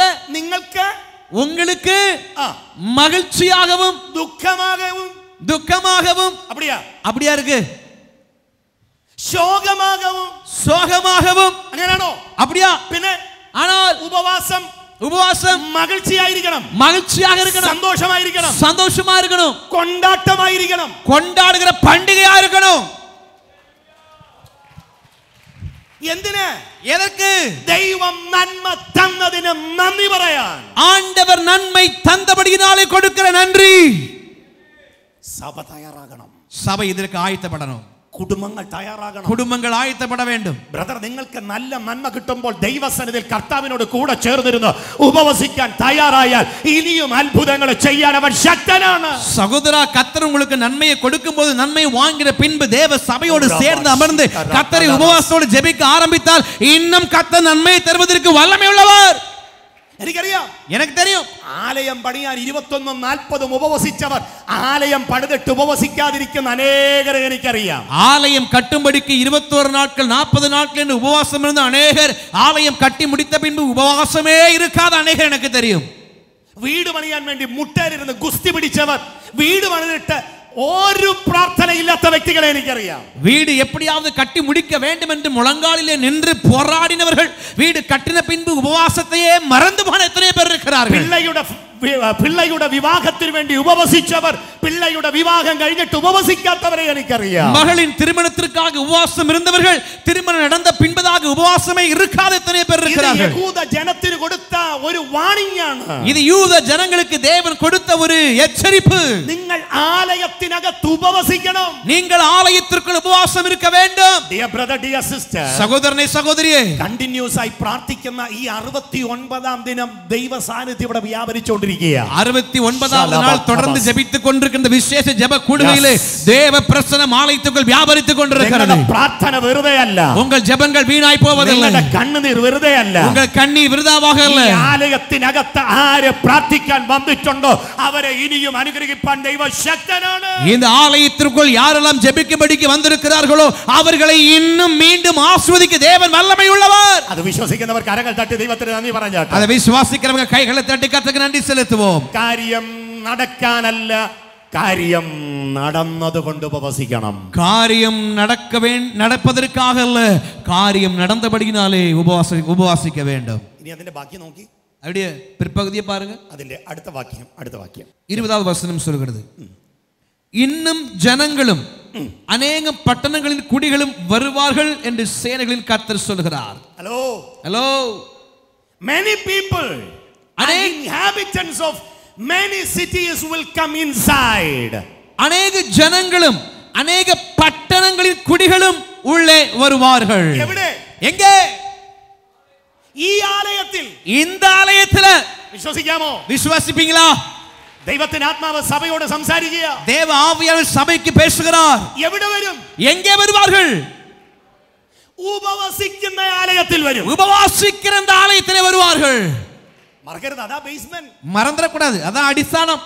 ആലയത്തിൽ വരുമെന്നല്ല, ஆலயத்துல வருவாங்கன்னு சொல்லலாங்க. ഉപവസിക്കുന്ന ആലയത്തിൽ വരും. உபவாசிக்கிற ஆலயத்திலே வருவார்கள். 4 മാസത്തെ ഉപവാസം, 4 മാസ ഉപവാസം, 5 മാസത്തെ ഉപവാസം, 5 മാസ ഉപവാസം, 7 മാസത്തെ ഉപവാസം, 7 മാസ ഉപവാസം, 10 മാസത്തെ ഉപവാസം, 10 മാസ ഉപവാസം. ശക്തിയോട് ഉപവസിക്കുന്ന ദൈവജനമുള്ള ആലയത്തിൽ അനവധി ജാതികൾ, അനവധി ആളുകൾ അകത്ത് കയറി വരുവാൻ പോകുകയാണ്. வைராக்கியத்தோடு உபவாசம் இருந்து ஜெபிக்கிற தேவ ஜனங்களின் சபைக்குள்ளாக அநேக ஜனங்கள், அநேக பட்டணத்தின் குடிகள் ஆலயத்திற்குள்ளாக வருவார்கள். கைகளை தட்டி கரங்கள் தட்டி தெய்வத்திற்கு நன்றி പറഞ്ഞാൽ, விசுவாசிக்கிறவங்க கைகளை தட்டி கர்த்தருக்கு நன்றி செலுத்துவோம். many people, அநேக ஜனங்கள் and many inhabitants, அநேக பட்டணத்தின் குடிகள் will come here.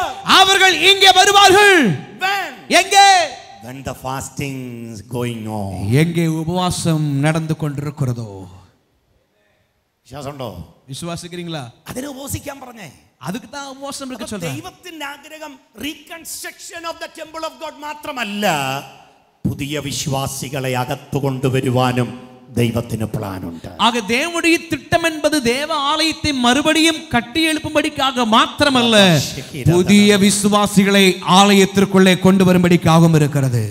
വിശ്വാസമുണ്ടോ? விசுவாசிக்கிறீங்களா? Many people will come here. அநேகர் இங்கே வருவாங்க.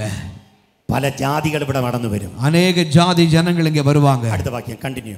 அடுத்த வசனம் 21 சொல்கிறது, ஒரு பட்டணத்தின் குடிகள் மறு பட்டணத்தின் குடிகளிடத்தில் போய், கவனமா கேளுங்க, ஒரு பட்டணத்தின் குடிகள் மறு பட்டணத்தின் குடிகளிடத்தில் போய் நாம் கர்த்தருடைய சமூகத்தில் விண்ணப்பம் பண்ணவும் சேனைகளின் கர்த்தரை தேடவும் தீவிரித்து போவோம், வாருங்கள் நாங்களும் போவோம் என்று சொல்லுவார்கள். ഹലോ ஹலோ, അപ്പം ആലയത്തെ കുറിച്ച് ഒരു അഡ്വർടൈസ്മെന്റ് ഉണ്ട്. ஆலயத்தை குறித்த ஒரு விளம்பரம் இருக்கிறது. എവിടെയാ? எங்க? നോട്ട് ഇൻ ഫേസ്ബുക്ക്, ஃபேஸ்புக்ல இல்ல, നോട്ട് ഇൻ സോഷ്യൽ മീഡിയ, சமூக வலைத்தளங்களில் இல்ல, നോട്ട് ഇൻ ബിഗ് ഫ്ലക്സ്, பெரிய ஃப்ளெக்ஸ்கள்ல பேனர்கள் அல்ல. പിന്നെ ഉപവസിക്കുന്ന ആലയത്തെ കുറിച്ചുള്ള അഡ്വർടൈസ്മെന്റ് എന്ന് പറയുന്നത് ഒരു സിറ്റിയിലുള്ളവർ മറു സിറ്റിയിൽ ചെന്നിട്ട് പറയാൻ പോകയാ, ഉപവസിക്കുന്ന ആലയത്തിൽ ദൈവ സാന്നിധ്യമുണ്ട്. உபவாசிக்கிற ஆலயத்தை குறித்த விளம்பரம் எப்படி இருக்கு தெரியுமா? ஒரு பட்டணத்தின் ஜனங்கள் மறு பட்டணத்திற்கு கடந்து போய் உபவாசிக்கிற ஆலயத்தை குறித்து சொல்லுவார்கள். വിശ്വാസമുണ്ടോ? விசுவாசிக்கிறீங்களா? അത് നടക്കും. அது நடக்கும். തൂത്തുക്കുടിയിൽ നടക്കും. தூத்துக்குடியில் நடக்கும். ഫയർ അപ്പോസ്തോലിക് മിനിസ്ട്രിയെ കുറിച്ച് ആളുകൾ മറ്റുള്ളവരോട് പറഞ്ഞ് അകത്തു വരുന്ന ദിവസങ്ങൾ അടുത്തിരിക്കുകയാ. அப்போஸ்தல அக்கினி ஐக்கியத்தினுடைய சபையை குறித்து ஜனங்கள் மற்ற ஜனங்களுக்கு சொல்லி அழைத்து கொண்டு வருகிற நாள் வருகிறது. വിശ്വസിക്കുന്നവർ കരങ്ങൾ തട്ടി ദൈവത്തിന് നന്ദി പറഞ്ഞാട്ടെ. விசுவாசிக்கிறவங்க கைகளை தட்டி கர்த்தருக்கு நன்றி செலுத்துங்க. നിങ്ങളുടെ വാക്യം ഒന്നുകൂടെ സൂക്ഷിച്ചു നോക്കിയേ. அந்த வசனத்தை மறுபடியும் கவனிச்சு பாருங்க. Look your Bible. நல்லவங்க வசனத்தை கவனிச்சு பாருங்க. ശ്രദ്ധിച്ചു നോക്കിയേ. நல்லா கவனிச்சு பாருங்க. ആലയത്തിൽ ഉള്ളവർ പോയി പറയുമെന്നല്ല. ஆலயத்தில் இருக்கிற ஜனங்கள் போய் சொல்வார்கள் என்று அல்ல. ആണോ?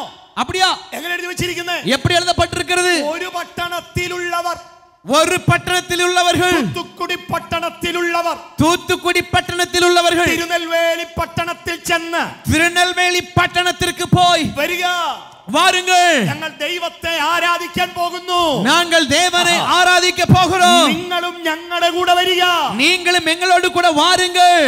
അത് നടക്കാൻ പോകുകയാ. அது சபையில் நடக்க போகிறது. ഭാരതത്തിൽ അത് നടക്കാൻ പോകുകയാ. நம்முடைய பாரத தேசத்தில் நடக்க போகிறது. തമിഴ്നാട്ടിൽ അത് നടക്കാൻ പോകുകയാ. தமிழ்நாட்டில் நடக்க போகிறது. തൂത്തുക്കുടിയിൽ അത് നടക്കാൻ പോകുകയാ. தூத்துக்குடியில் நடக்க போகிறது. അതിന് തടസ്സമായി നിൽക്കുന്ന ദേശത്തിലെ അധിപതിയുടെ ശക്തികൾ യേശുവിന്റെ നാമത്തിൽ വിട്ടുമാറാൻ പോകുകയാ. அதற்கு தடையாக இருக்கிற பிசாசின் சகல வல்லமைகள் இயேசுவின் நாமத்தில் விட்டு விலகுவதாக. അകത്ത് വിശ്വാസികൾ ഉപവാസം ശക്തമാക്കുമ്പോൾ, உள்ளே விசுவாசிகளின் உபவாசங்கள் வர்த்திக்கும் போது, പ്രാർത്ഥന ശക്തമാക്കുമ്പോൾ, ஜெபங்கள் பெருகும் போது, ദൈവത്തിന്റെ ആത്മാവ് അത്ഭുതം വെളിയിൽ ചെയ്യാൻ പോകുകയാ. தேவ ஆவியானவர் அற்புதத்தை சபைக்கு வெளியே செய்ய போகிறார். ഒരു കൂട്ടം വെച്ചാൽ നമ്മൾ എപ്പോഴും എക്സ്പെക്ട് ചെയ്യുന്നത് ഇൻസൈഡ് ഡെലിവറൻസ് ആ. நாம் ஒரு கூட்டம் நடத்தினா எப்பொழுது நம்ம எதிர்பார்க்கிறது உள்ள இருக்கிற ஆட்களின் விடுதலையை தான். Am I right? நான் சரிதானா? അങ്ങനല്ലേ? அப்படிதானே? 101% 101% கூட നമ്മൾ അത് തന്നെ വിശ്വസിക്കുന്നത്. நாம் அப்படிதான் അതാ விசுவாசிக்கிறோம். എക്സ്പെക്ട് ചെയ്യുന്നത്. அதான் எதிர்பார்க்கிறோம். പക്ഷേ ഒരു ചേഞ്ച് നടക്കാൻ പോകുകയാ. ஆனால் ஒரு மாற்றம் நடக்க போகிறது. ഒരു ചേഞ്ച് നടക്കാൻ ஒரு പോകുകയാ. மாற்றம் நடக்க போகிறது. അകത്താലയത്തിൽ ഉപവസിക്കുമ്പോൾ, உள்ளே நீங்கள் ஆலயத்தில் உபவாசிக்கும் போது, വെളിയിലുള്ളവർ പല സ്ഥലങ്ങളിലേക്ക് പോകാൻ പോകുകയാ. வெளியே இருக்கிற ஜனங்கள் பல இடங்களுக்கு போக போகிறார்கள். ഉപവസിക്കുന്ന ആലയത്തെ കുറിച്ച് അവർ പബ്ലിസിറ്റി കൊടുക്കാൻ പോകുകയാ. உபவாசிக்கிற ஆலயத்தை குறித்து அவர்கள் பிரபலப்படுத்த போகிறார்கள். ഞങ്ങൾ അങ്ങോട്ട് പോകുകയാ. நீங்கள் அங்க போ, ഞങ്ങൾ അങ്ങോട്ട് പോകുകയാ. நாங்கள் அங்க போகிறோம். നിങ്ങൾ ഞങ്ങളുടെ കൂടെ വാ. நீங்கள் எங்க கூட சேர்ந்து வாங்க. അവിടെ ദൈവ സാന്നിധ്യമുണ്ടെന്ന് അവർ പറയാൻ പോകുകയാ. அங்கே தேவ பிரசன்னம் உண்டு என்று சொல்ல போகிறார்கள். വിശ്വസിക്കുന്നുണ്ടോ? விசுவாசிக்கிறீங்களா? ഈ ദിവസങ്ങൾ നടക്കാൻ പോകുകയാ. இந்த நாட்கள் நடக்க போகிறது. ഈ മിനിസ്ട്രിയുടെ നെക്സ്റ്റ് ലെവൽ അത്ഭുതങ്ങൾ അങ്ങനെയാ സംഭവിക്കാൻ പോകുന്നത്. இந்த ஊழியத்தின் அடுத்த லெவல் அற்புதங்கள் அப்படித்தான் நடக்க போகிறது. നിങ്ങൾ ഒരു വ്യക്തിയോട് കൂടെ ഗോസ്പൽ പറയാതെ ഇതിനകത്ത് ആളുകൾ വരുന്ന അത്ഭുത പ്രവൃത്തി ദൈവത്തിന്റെ പരിശുദ്ധാത്മാവ് ചെയ്തെടുക്കാൻ പോകുകയാ. நீங்கள் போய் ஒரு நபருக்கு சுவிசேஷம் சொல்லாமலே இதற்குள்ளாக ஆட்கள் தேடி வருகிறதை கர்த்தர் அப்படிப்பட்ட அற்புதத்தை இந்த நாட்களில் சபையிலே செய்ய போகிறார். വിശ്വസിക്കുന്നവർ കരങ്ങൾ തട്ടി നന്ദി പറഞ്ഞാട്ടെ. விசுவாசிக்கிறவங்க கரங்களை தட்டி கர்த்தருக்கு நன்றி വിശ്വാസത്തോടെ செலுத்துங்க. നന്ദി പറഞ്ഞാട്ടെ. விசுவாசத்தோட நன்றி செலுத்துங்க. അത് നടക്കണമെങ്കിൽ, அது நடக்க வேண்டுமானால் അകത്ത ഉപവാസം ശക്തിപ്പെടണം. உள்ளே இருக்கிற உபவாசம் பலப்பட வேண்டும். എത്ര പേർ വിശ്വസിക്കുന്നുണ്ട്? எத்தனை பேர் விசுவாசிக்கிறீங்க? ഹല്ലേലൂയ. ஹல்லேலூயா. ഇനി അടുത്ത വാക്യമാണ് ഏറ്റവും ഇമ്പോർട്ടന്റ്. இனி அடுத்த வசனம் தான் ரொம்ப முக்கியமான എന്നെ வசனம். ഒത്തിരി സന്തോഷിപ്പിച്ച വാക്യമാണത്. என்னை அதிகமாய் சந்தோஷப்படுத்தின ஒரு வசனம். 22 23 വാക്യങ്ങൾ. 22 23 வசனங்கள். அநேக ஜனங்களும் பலத்த ஜாதிகளும் என்ன என்ன ബലത്ത, ഹലോ ഒന്ന് പറഞ്ഞേ, சொல்லுங்க பார்க்க, சத்தமா சொல்லுங்க. ബലത്തെ ജാതികളും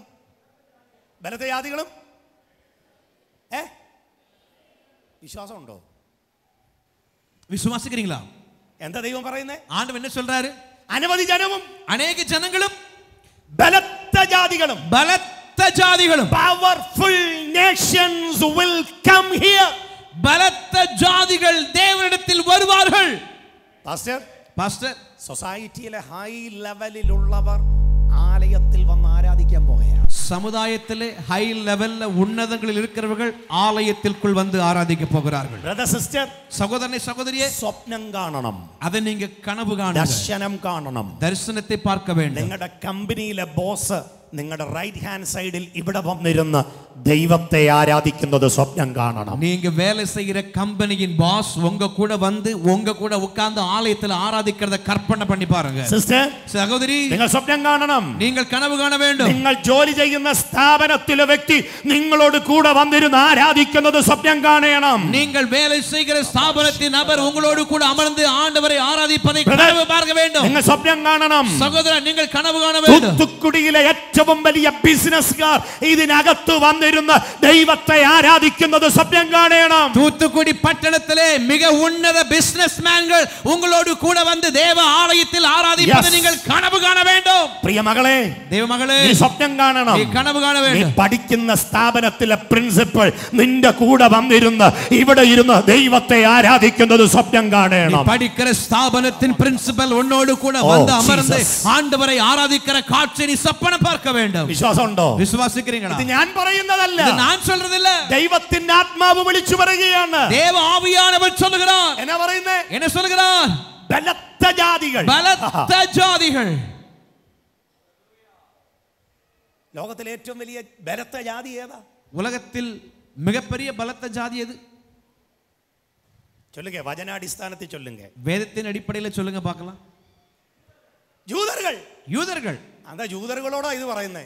அந்த யூதர்களோட பார்த்து ஆண்டவர் சொல்றாரு. ஹalleluya, ஹalleluya. ആ യൂതர்களோட പറയുന്നേ.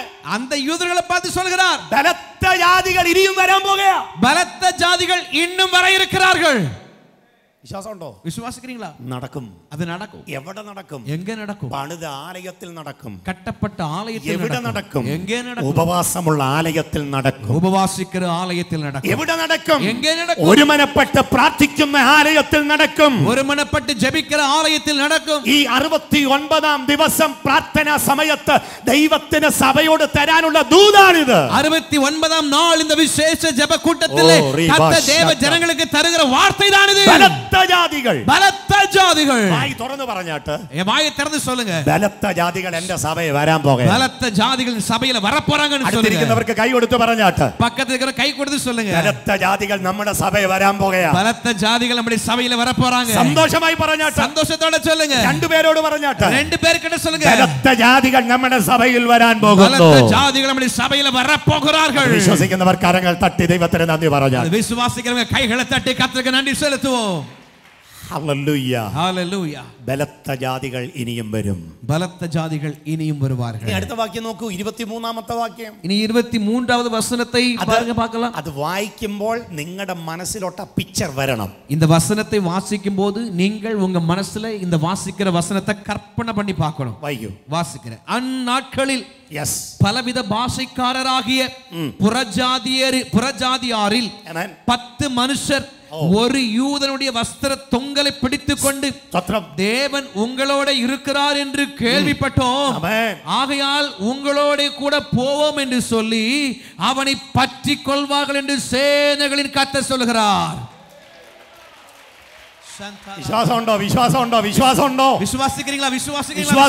വിശ്വാസിக்கிறீங்களா? നിങ്ങളുടെ വസ്ത്രത്തിന്റെ തൊങ്ങലി പിടിച്ചുകൊണ്ട്, உங்கள் வஸ்திர தொங்கலை பிடித்துக்கொண்டு, നിങ്ങളുടെ കൂടെ ദൈവം ഉണ്ടെന്ന് ഞങ്ങൾ കേട്ടു. உங்களோடு கூட ஆண்டவர் இருக்கிறார் என்று நாங்கள் கண்டோம். ഞങ്ങളും നിന്റെ കൂടെ വരികയാ. நாங்களும் உங்களோடு கூட வருகிறோம். இப்ப நம்ம என்ன ചെയ്യുന്നേ? இப்ப நாம என்ன பண்றோம்? ஆப்போசிட்டா ചെയ്യുന്നേ. அப்படியே எதிர்மறையா பண்றோம். சிஸ்டர் ஒரு முறை வாங்க, ஒரு தடவை எங்க சர்ச்சுக்கு வாங்க. பிரதர், சகோதரா, 3 நாள் கூட்டம் உண்டு, ஒரு செஷனாவில் வந்து அட்டெண்ட் பண்ணுங்க. 3 நாள் கூட்டம் நடக்குது, ஒரு பகுதியா வந்து கலந்துக்கிட்டு போங்க. நீங்கள் வந்து பார்த்துட்டு போ, கொஞ்சம் வந்து பார்த்துட்டு தான் போயிருங்களே. நல்ல செய்தி இருக்கும். வாங்க, நல்ல செய்தி வாங்க கிடைக்கணும். brother, வாங்க brother. நல்ல பாட்டு இருக்கு. வாங்க சகோதரா, வாங்க சகோதரி, வாங்க சகோதரா. ദൈവം എന്നാ പറയുന്നത്? இங்க ஆண்டவன் என்ன சொல்றாரு? ഓപ്പോസിറ്റ് നടക്കുന്നു. இதனுடைய அப்படியே ஆப்போசிட் நடக்க போகிறது. ஆமென். നിങ്ങൾ അവരുടെ വസ്ത്രത്തിലല്ല, நீங்கள் அவர்கள் வஸ்திரத்தை அல்ல, അവർ നിങ്ങളുടെ വസ്ത്രത്തെ പിടിക്കും. அவர்கள் உங்கள் வஸ்திரத்தை பிடிப்பார்கள். എന്നിട്ട് എന്നാ പറയുന്നത്? அப்படி என்ன சொல்றாங்க? ബ്രദർ, சகோதரா, ആ വാക്യം നോക്കൂ. ആ വാക്യം அந்த வஸ்திரத்தை எல்லாம் போடுங்க. എന്നാ എഴുതി വെച്ചിരിക്കുന്നത്? அங்க என்ன எழுதப்பட்டிருக்கிறது? എന്നാ വസ്ത്രത്തെ പിടിച്ചിട്ട് പറയുന്നത്? வஸ்திரத்தை பிடித்து என்ன சொல்றாங்க? ആ, தேவன் உங்களோட கூட இருக்கிறார் என்று கேள்விப்பட்டோம். എന്നാ എന്നാ என்ன கேள்விப்பட்டாங்களா? നിങ്ങൾക്ക് നല്ല ചർച്ച ഉണ്ടെന്ന് കേൾവിപ്പെട്ടു. உங்களுக்கு நல்ல சர்ச் இருக்குன்னு கேள்விப்பட்டோம். அப்படியா? அப்படியா? നിങ്ങൾക്ക് നല്ല പാർക്കിംഗ് ഫെസിലിറ്റി ഉണ്ടെന്ന് കേൾവിപ്പെട്ടു. உங்களுக்கு வாகனம் நிறுத்துகிற வசதி இருக்கு நாங்க கேள்விப்பட்டோம். அப்படியா? அப்படியா? നിങ്ങൾക്ക് നല്ല മ്യൂസീഷ്യൻസ് ഉണ്ടെന്ന് കേൾവിപ്പെട്ടു. உங்களுக்கு நல்ல மியூசிஷியன்ஸ் இருக்கிறாங்கன்னு கேள்விப்பட்டோம். അങ്ങനെയാ? அப்படியா? നിങ്ങൾക്ക് നല്ലൊരു പാസ്റ്റർ ഉണ്ടെന്ന് കേട്ടു. உங்களுக்கு நல்ல ஒரு பாஸ்டர் இருக்கிறார்னு கேள்விப்பட்டோம். ഹലോ ஹலோ, അങ്ങനാണോ? அப்படியா? അല്ല, இல்ல. ഇന്ന് പലരും സഭയിൽ പോകുന്ന അത് നോക്കിയാ. இன்றைக்கு அநேகர் சர்ச்சுக்கு போறது இப்படிப்பட்ட காரியத்தை பார்த்துதான். അയ്യോ, എനിക്കൊരു ബ്രദറിനെ അറിയാം. எனக்கு ஒரு சகோதரனை தெரியும். പുള്ളി ഒരിക്കൽ പറഞ്ഞതാ. அவர் சொன்னார், ആരംഭം വേറൊരു ചർച്ചിലായിരുന്നു. அவர் வேற சர்ச்சில் இருந்தார். പിന്നെ ഞാൻ പിന്നെ കാണുമ്പോൾ പുള്ളി വേറൊരു ചർച്ചിൽ. திரும்பி பார்க்கும்போது அவர் வேற சர்ச்சில் இருக்கிறார். ഒരു വർഷം കൂടെ കഴിഞ്ഞപ്പോൾ പിന്നെ അടുത്ത ചർച്ചിൽ. இன்னொரு வருஷம் போகும்போது இன்னொரு சர்ச்சில் இருக்கிறார். പുള്ളി ഇങ്ങനെ ചർച്ച മാറി പൊക്കോണ്ടിരിക്കും. அவர் இப்படி சர்ச்சுக்குள்ள சஞ்சரிச்சு போய்கிட்டு இருக்காரு. ഞാൻ ചോദിച്ചു, എന്നാ ബ്രദർ ഇപ്പൊ അവിടുന്ന് മാറി? நான் சொன்ன பிரதர், என்ன அங்கிருந்து வந்துட்டீங்களே? അത് പാസ്റ്റർ, അവിടെ പാർക്കിംഗ് ഫെസിലിറ്റി ഇല്ല. பாஸ்டர், அங்க பார்க் பண்றதுக்கு வசதி இல்ல. അയ്യപ്പാ, സ്വത്രം.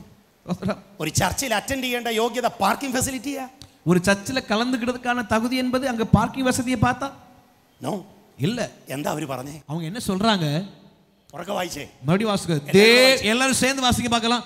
தேவன் உங்களோட இருக்கிறார் என்று கேள்விப்பட்டோம். ദേവൻ നിങ്ങളോട് കൂടെ ഇരിക്കുന്നെന്ന് கேள்விப்பட்டோம்.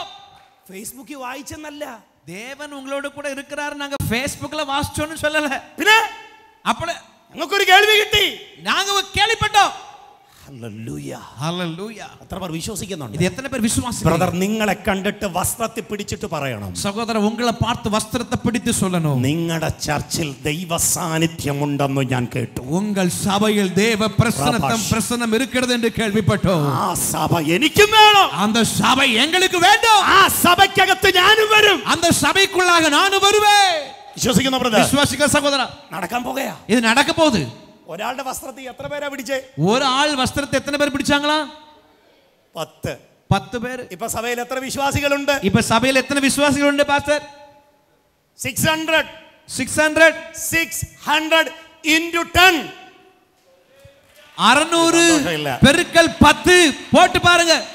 സന്തോഷമുണ്ടോ? சந்தோஷப்படுறீங்களா? വിശ്വാസമുണ്ടോ? விசுவாசிக்கிறீங்களா? You will be a productive Christian. You will be a productive Christian. நீங்கள் புதிதாய் பெற்றெடுக்கிற கிறிஸ்தவர்களாய் மாறுவீர்கள். ആളുകളെ ഉരുവാക്കുന്ന ക്രിസ്ത്യാനിയായി മാറും. புதிதாய் ஆட்களை உருவாக்குகிற கிறிஸ்தவர்களாய் மாறுவீர்கள். നടക്കാൻ പോകുകയാ. இது நடக்க போகிறது. നടക്കാൻ പോകുകയാ. இது நடக்க போகிறது. ഒരു വർഷം കഴിയുമ്പം, ஒரு வருஷம் தாண்டும் போது പറയണം, ആ ബ്രദർ ഞാൻ മൂലം വന്നേ, ആ ബ്രദർ ഞാൻ മൂലം വന്നേ, ആ ബ്രദർ ആ സിസ്റ്റർ ഞാൻ മൂലം വന്നേ, അങ്ങനെ പറയാൻ കഴിയണം. இன்னும் ஒரு வருஷம் கழிச்சு நீங்க சர்ச்சில் ஆளை பார்க்கும்போது, அந்த சகோதரர் நான் கூட்டிட்டு வந்தாள், இந்த சகோதரர் என் மூலமா வந்தவர், இந்த சகோதரி என் மூலமா வந்தாங்க அப்படின்னு நீங்க சொல்ற நாட்கள் வருகிறது. ஆமென். വിശ്വാസം ഇല്ലാത്തവർ കൈയടിക്കണ്ട, വിശ്വാസം ഇല്ലാത്തവർ ഏറ്റെടുക്കണ്ട. விசுவாசம் இல்லாதவங்க கை தட்ட வேண்டாம், விசுவாசம் இல்லாதவங்க பெற்றுக்கொள்ளவும் வேண்டாம். വിശ്വാസമുള്ളവർ അന്യഭാഷ പറഞ്ഞ് സ്തോത്രം ചെയ്ത് ക്ലെയിം ചെയ്താട്ട്, விசுவாசம் உள்ளவங்க கைகளை தட்டி அந்நிய பாஷை பேசி இந்த தீர்க்கதரிசன வார்த்தையை உங்களுக்காகவே பெற்றுக்கொள்ளுங்க. ക്രിസ്ത്യനെ ദൈവത്തിന് വേണ്ട. இந்த செத்த கிறிஸ்தவன் தேவனுக்கு தேவையில்லை. ദൈവത്തിന് വേണ്ടത് പ്രൊഡക്റ്റീവ് ക്രിസ്ത്യനെയാണ്. தேவனுக்கு தேவை உருவாக்குகிற கிறிஸ்தவர்கள். കരങ്ങൾ തട്ടി, കരങ്ങൾ തട്ടി, കരങ്ങൾ തട്ടി. கைகளை தட்டி, கைகளை தட்டி, கைகளை தட்டி. Let the fire of the Holy Ghost come down right now. தேவ பரிசுத்த ஆவியின் அக்கினி இங்கே இறங்கி வருவதாக. എത്ര പേർ വിശ്വസിക്കുന്നുണ്ട്? எத்தனை பேர் விசுவாசிக்கிறீங்க? ഓരോ വ്യക്തികളെ കർത്താവ് തൊടാൻ പോകുകയാണ്. நபர்களை கர்த்தர் தொட போகிறார். ജീവിതത്തെ കർത്താവ് മാറ്റാൻ പോകുകയാണ്. வாழ்க்கையை கர்த்தர் மாற்ற போகிறார். ദൈവം നിങ്ങൾക്ക് വേണ്ടി പ്രവർത്തിക്കാൻ പോകുകയാണ്. தேவன் உங்களுக்காக கிரியை செய்ய போகிறார். ഒരു ദൈവ പൈതലിന്റെ കൂടെ വേറൊരാൾ വരുന്നത്, ഒരു ദേവപിള്ളയോട് കൂടെ இன்னொரு நபர் வருவது என்பது നിങ്ങളുടെ പുറമേ ഉള്ളതൊന്നും കണ്ടിട്ടാവരുത്. உங்கள் வெளிப்படையான காரியங்களை பார்த்துட்டு வரக்கூடாது. അയ്യോ ബ്രദർ, ஐயோ பிரதர், നിങ്ങൾ ഭയങ്കര കഷ്ടത്തിലിരുന്നയാൾ, நீங்க ரொம்ப கஷ்டப்பட்ட ஆள் இல்லையா? ഭയങ്കര ആശീർവാദം കിട്ടി, இப்ப நல்லா ஆசீர்வதிக்கப்பட்டிருக்கீங்க, അതിനാൽ ഞാനും നിങ്ങളുടെ കൂടെ വരുന്നു. அதனால நானும் உங்க கூட வர்றேன். അങ്ങനല്ല പറയേണ്ടത്. அப்படியெல்லாம் அவங்க சொல்ல வேண்டியது. നിങ്ങളുടെ കൂടെ ദൈവ സാന്നിധ്യമുണ്ടെന്ന് ഞാൻ അറിയുന്നു. உங்களோடு கூட தேவ பிரசன்னம் உண்டு நாங்கள் அறிகிறோம். നിങ്ങളെ കുറിച്ച് തൂത്തുക്കുടിയിലുള്ളവർ പറയട്ടെ, നിങ്ങളുടെ കൂടെ ദൈവ സാന്നിധ്യമുണ്ടെന്ന്. உங்களை குறித்து தூத்துக்குடி உள்ளவங்க சொல்லட்டும், உங்க கூட தேவ பிரசன்னம் இருக்கிறது. എത്ര പേർ വിശ്വസിക്കുന്നുണ്ട്? எத்தனை பேர் விசுவாசிக்கிறீங்க? എത്ര പേർ താല്പര്യപ്പെടുന്നുണ്ട്? எத்தனை பேர் விரும்புறீங்க? എല്ലാ കണ്ണുകളും അടച്ചാട്ട് എല്ലാ കണ്ണുകളെ മൂടുവോം. ദൈവ സാന്നിധ്യം മറ്റുള്ളവരുടെ മുന്നിൽ വെളിപ്പെടുത്തേണ്ടതിന്, தேவ பிரசன்னத்தை மற்றவர்கள் முன்பாக வெளிப்படுத்தும்படிக்காக ഇന്നു രാത്രിയിൽ ദൈവകരങ്ങളിൽ സമർപ്പിച്ചാട്ട് இன்று இரவிலே தேவ கரங்களில் அர்ப்பணிக்கலாம். എല്ലാ കണ്ണുകളും അടയ്ക്കാം. எல்லாரும் கண்களை மூடுவோம். എല്ലാവരും പ്രാർത്ഥിച്ചാട്ട്. எல்லாரும் ദൈവ ஜெபிக்கலாம். സാന്നിധ്യം ഇവിടെയുണ്ട്. தேவ பிரசன்னம் இங்கே இருக்கிறது. ഈ രാത്രിയിൽ കർത്താവ് ചിലരെ കൺസ്ട്രക്ട് ചെയ്യുന്ന രാത്രിയാണ്. இன்று இரவு கர்த்தர் சிலரை கட்டி எழுப்புகிற இரவாய் இருக்க If போகிறது. you are giving much more priority for the church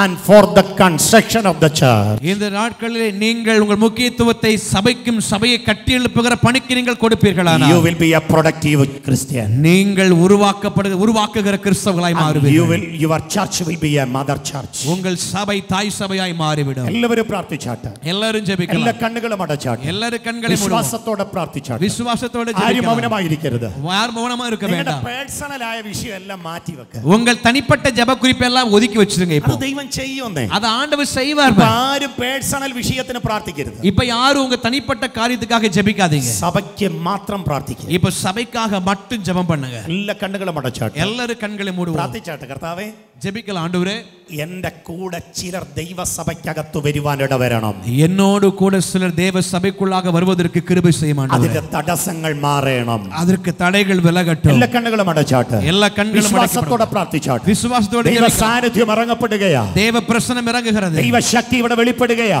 தேவ வல்லமை வெளிப்படுகிறது. ഓരോ കുടുംബങ്ങളെ കർത്താവ് തൊട്ടുകൊണ്ടിരിക്കുകയാ. ஒவ்வொரு குடும்பங்களை காத்து தொட்டுக்கொண்டிருக்கிறார். അസാധ്യങ്ങളെ സാധ്യമാക്കുന്ന ദൈവശക്തി യേശുവിന്റെ നാമത്തിൽ നിന്റെ ജീവിതത്തിൽ ഇറങ്ങി വരാൻ പോകുകയാണ്. அசாத்தியங்களை சாத்தியமா மாற்றுகிற தேவ வல்லமை உங்கள் வாழ்க்கையில இறங்கி வருகிறது. ഒരു ജപ വീരാംഗനയായി, ஒரு புதிய அபிஷேகம் இறங்கி ഒരു வருகிறது. പ്രാർത്ഥന വീരയായി ஒரு ஜெப வீராங்கனையாய் ദൈവത്തിന്റെ ആത്മാവ് നിന്നെ മാറ്റാൻ പോകുകയാണ്. தேவ ஆவியார் உன்னை மாற்ற போகிறார். വായ്കളെ തുറന്ന് വായ്കളെ തുറന്ന് വായ്കളെ തുറന്ന് வாய்களை திறந்து வாய்களை திறந்து എല്ലാവരും സ്തോത്രം ചെയ്ത് ദൈവത്തിന് നന്ദി പറഞ്ഞാട്ട്. வாய்களை திறந்து ஸ்தோத்திரம் பண்ணி கர்த்தருக்கு நன்றி செலுத்துங்க.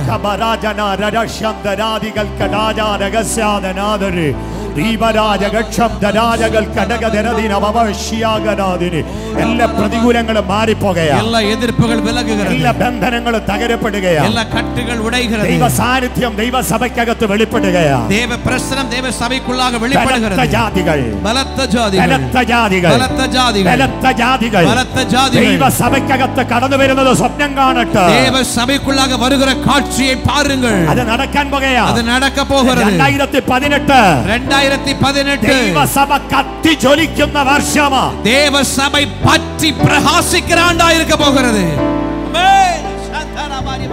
ലഗം ചകം തുരഗജം തിരാജകം അടകം ചുരാജകം ചകേരഗ ദുരാജകം. യേശുവിന്റെ നാമത്തിൽ ജയമെടുക്കുന്നു. യേശുവിൻ നാമത്തിൽ വെற்றி ഒരു பெறுகிறோம். അത്ഭുതം ഇപ്പോൾ തന്നെ നടക്കപ്പെടുമോ? ஒரு அற்புதம் இப்பொழுது நடப்பதாக. യേശുവിന് അധികാരമുള്ള നാമത്തിൽ இயேசுவின் அதிகாரமுள்ள நாமத்தில் അത്ഭുതം വെളിപ്പെടട്ടെ. அற்புதம் வெளிப்படுவதாக. എല്ലാ കണ്ണുകളും അടച്ചാട്ടെ. எல்லா கண்களையும் மூடுவோம். എല്ലാ കരങ്ങളും ദൈവസന്നിധിയിൽ ഉയർത്തി எல்லா கைகளை தேவ சமூகத்தில் உயர்த்தி ஜெபிப்போம். கர்த்தாவே, ഒരു അത്ഭുതം നടക്കണം. ஒரு அற்புதம் நடக்கட்டும். അതിനായി ഞങ്ങളെ തന്നെ സമർപ്പിക്കുന്നു. அதற்காக என்னையே அர்ப்பணிக்கிறேன். യേശുവേ, இயேசுவே, ഞാൻ മൂലം என் மூலமாய் അനേകർ ദൈവസഭയ്ക്കകത്ത് വരുവാൻ அநேக தேவ சபைக்குள் வரும்படியாய் നീ ഇടയാക്കണമേ. என்னுடைய ஆத்மாவை അതിന് തടസ്സങ്ങളെ മാറ്റണമേ. அதுக்கு தடைகளை மாற்ற வேண்டுமே. I am ready to do everything for your sake. உமக்காக நான் எல்லாவற்றையும் செய்ய ஆயத்தமா இருக்கிறேன். My first priority N will be முதல் for the spiritual things. என் முதல் முக்கியத்துவம் ஆவிக்குரிய காரியங்களுக்கு மாத்திரமே. I will put first things first. முதன்மைப்படுத்த வேண்டியதை நான் முதன்மைப்படுத்துவேன். ഞാൻ അതിനായി തയ്യാറാകുന്നു. நான் அதற்காய் ஆயத்தமாகிறேன். ഞാൻ സഭയ്ക്ക് അനുഗ്രഹമാകും. நான் சபைக்கு ஆசீர்வாதமாவேன். ഞാൻ മൂലം സഭ വളരപ്പെടും. என் மூலமாய் சபை வளரும். In Jesus name.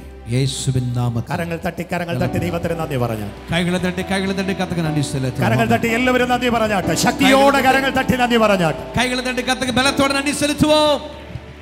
Praise God. எல்லாரும் எழுந்து நிற்போம். தேவ சமூகத்தில் எல்லாரும் எழுந்து நிற்போம். கர்த்தருடைய சமூகத்தை நோக்கி பார்க்கலாம்.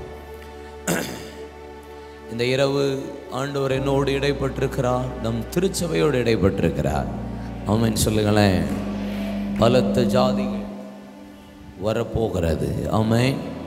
சரி, சரீரத்தில் வியாதிகள் பலவீனம் அப்படி இருந்தால் கையை உயர்த்துங்க. எனக்கு இந்த பலவீனம் இருக்குது, இந்த வியாதி இருக்குது, ஏதோ போராட்டம் இருக்குது, கை உயர்த்துங்க. ஒரு நிமிடம் கண்களை மூடுங்க. ஆமென். பலவீனப்பட்ட பகுதியில் கைகளை வைத்து கொள்ளுங்கள். ஆண்டவர் இந்த நேரத்தில் உங்களை தொட விரும்புகிறார், உங்களை சுகப்படுத்த விரும்புகிறார். வியாதி உங்களை விட்டு விளக்குவேன்னு சொன்ன ஆண்டவர் இப்பொழுதே நீங்கள் ஜெபிக்க போகிறீர்கள். கர்த்தர் நமக்கு அற்புதம் செய்ய போகிறார். உங்கள் விசுவாசத்தை பார்த்து ஆண்டவர் விடுதலை கொடுக்க போகிறார். உங்கள் விசுவாசத்தை இந்த இரவு கர்த்தர் கனம் பண்ண போகிறார். எல்லாரும் ஜெபிப்போம். ஆண்டவரே இப்பொழுதே சுகம் உண்டாவதாக. Be healed in the mighty name of Jesus Christ. Be healed in the mighty name of Jesus Christ. எல்லா பலகீனம் இப்பொழுது இயேசுவின் நாமத்தில் வெளியேறுவதாக. இயேசுவின் நாமத்தில். ஆமென். ஜெப குறிப்பு எழுதி கொடுத்திருக்கிற ஒவ்வொரு பிள்ளைகளுக்காக நாங்கள் ஜெபிக்கிறோம். கேன்சர் இயேசுவின் நாமத்தில் விலகுவதாக. எல்லா கிட்னி ப்ராப்ளங்கள் இயேசுவின் நாமத்தில் விலகுவதாக. இப்பொழுதே சுகம் உண்டாவதாக. எல்லா பலகீனங்கள் மாறுவதாக. எல்லா டயபெட்டிக்ஸ் இயேசுவின் நாமத்தில் விலகுவதாக. எல்லா டெங்கு காய்ச்சல்கள், எல்லா வைரல் ஃபீவர்கள் இயேசுவின் நாமத்தில் இப்பொழுதே விலகி சுகம் உண்டாவதாக. ஆரோக்கியத்தை ஆண்டவருடைய நாமத்தில் இப்பொழுதே கட்டவிழ்க்கிறோம். இயேசுவின் நாமத்தில் சரீரத்தில் இருக்கிற எல்லா டயர்ட்னஸ் மாறட்டும் ஆண்டவரே. எல்லா தலைவலிகள் இயேசுவின் நாமத்தில் விலகுவதாக. அடிக்கடி வருகிற சரீரத்தின் பலகீனங்கள் இப்பொழுதே விலகட்டும் ஆண்டவரே. குழந்தை பாக்கியம் இயேசுவின் நாமத்தில் உண்டாவதாக. திருமண காரியங்கள் தடைகள் விலகுவதாக. வேலை வாய்ப்புகள் இயேசுவின் நாமத்தில் உண்டாவதாக. ஆண்டவரே கடன் பிரச்சனைகள் இயேசுவின் நாமத்தில் வெளியேறுவதாக. இப்பொழுதே என் ஆண்டவர் அற்புதம் செய்ததற்காக ஸ்தோத்திரம். கரங்களை தட்டி அப்பாவை மகிமைப்படுத்துவோம். நல்லா ஆண்டோட நாமத்தை உயர்த்துவோம். Praise God. நல்ல பிதாவே, நல்ல ஆசீர்வதிக்கப்பட்ட ராத்திரி வேளைக்காக நன்றி சொல்லுகிறோம். உடைய கிருபை பெரியது. நீர் எங்களோடு இன்றைக்கு பேசின நல்ல வார்த்தைகளுக்காக உமக்கு ஸ்தோத்திரம். தீர்க்க தரிசனமாய் ஆண்டவர் எங்களோடு இடைப்பட்ட தயவுக்காக ஸ்தோத்திரம். உடைய நாம மகிமைப்படுவதாக. அருமையான பாஸ்டருக்காக நன்றி சொல்லுகிறோம்.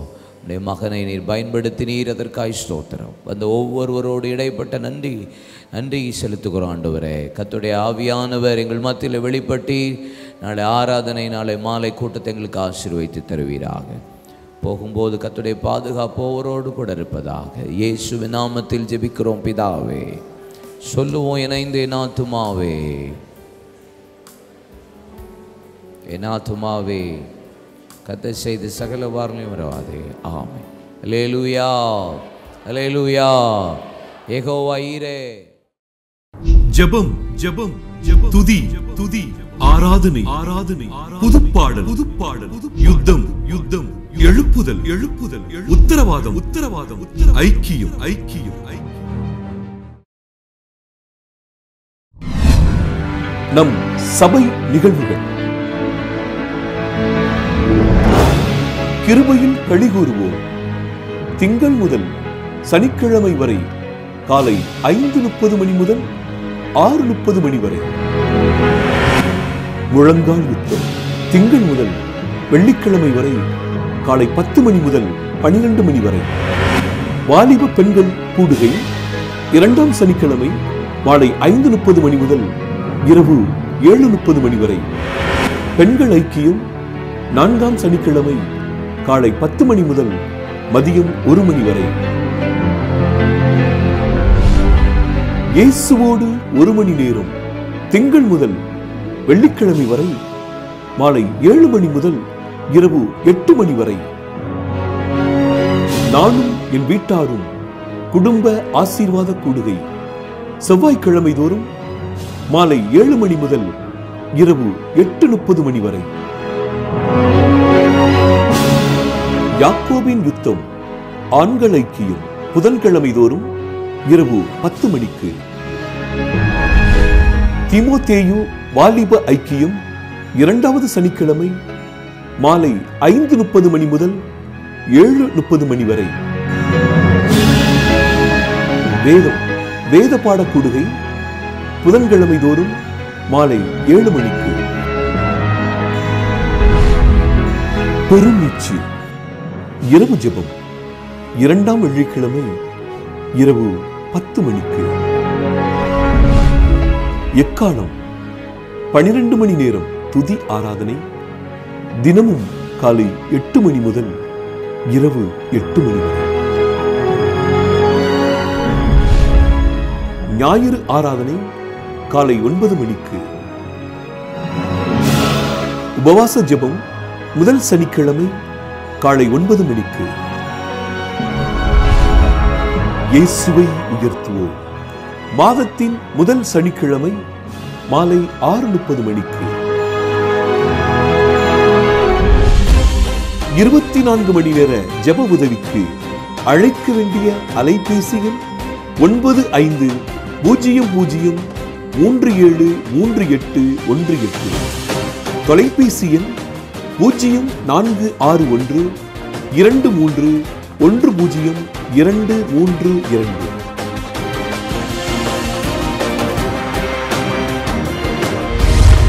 வாருங்கள் ஆராதிப்போம், வாருங்கள் உயர்த்துவோம், வாருங்கள் யுத்தம் செய்வோம்.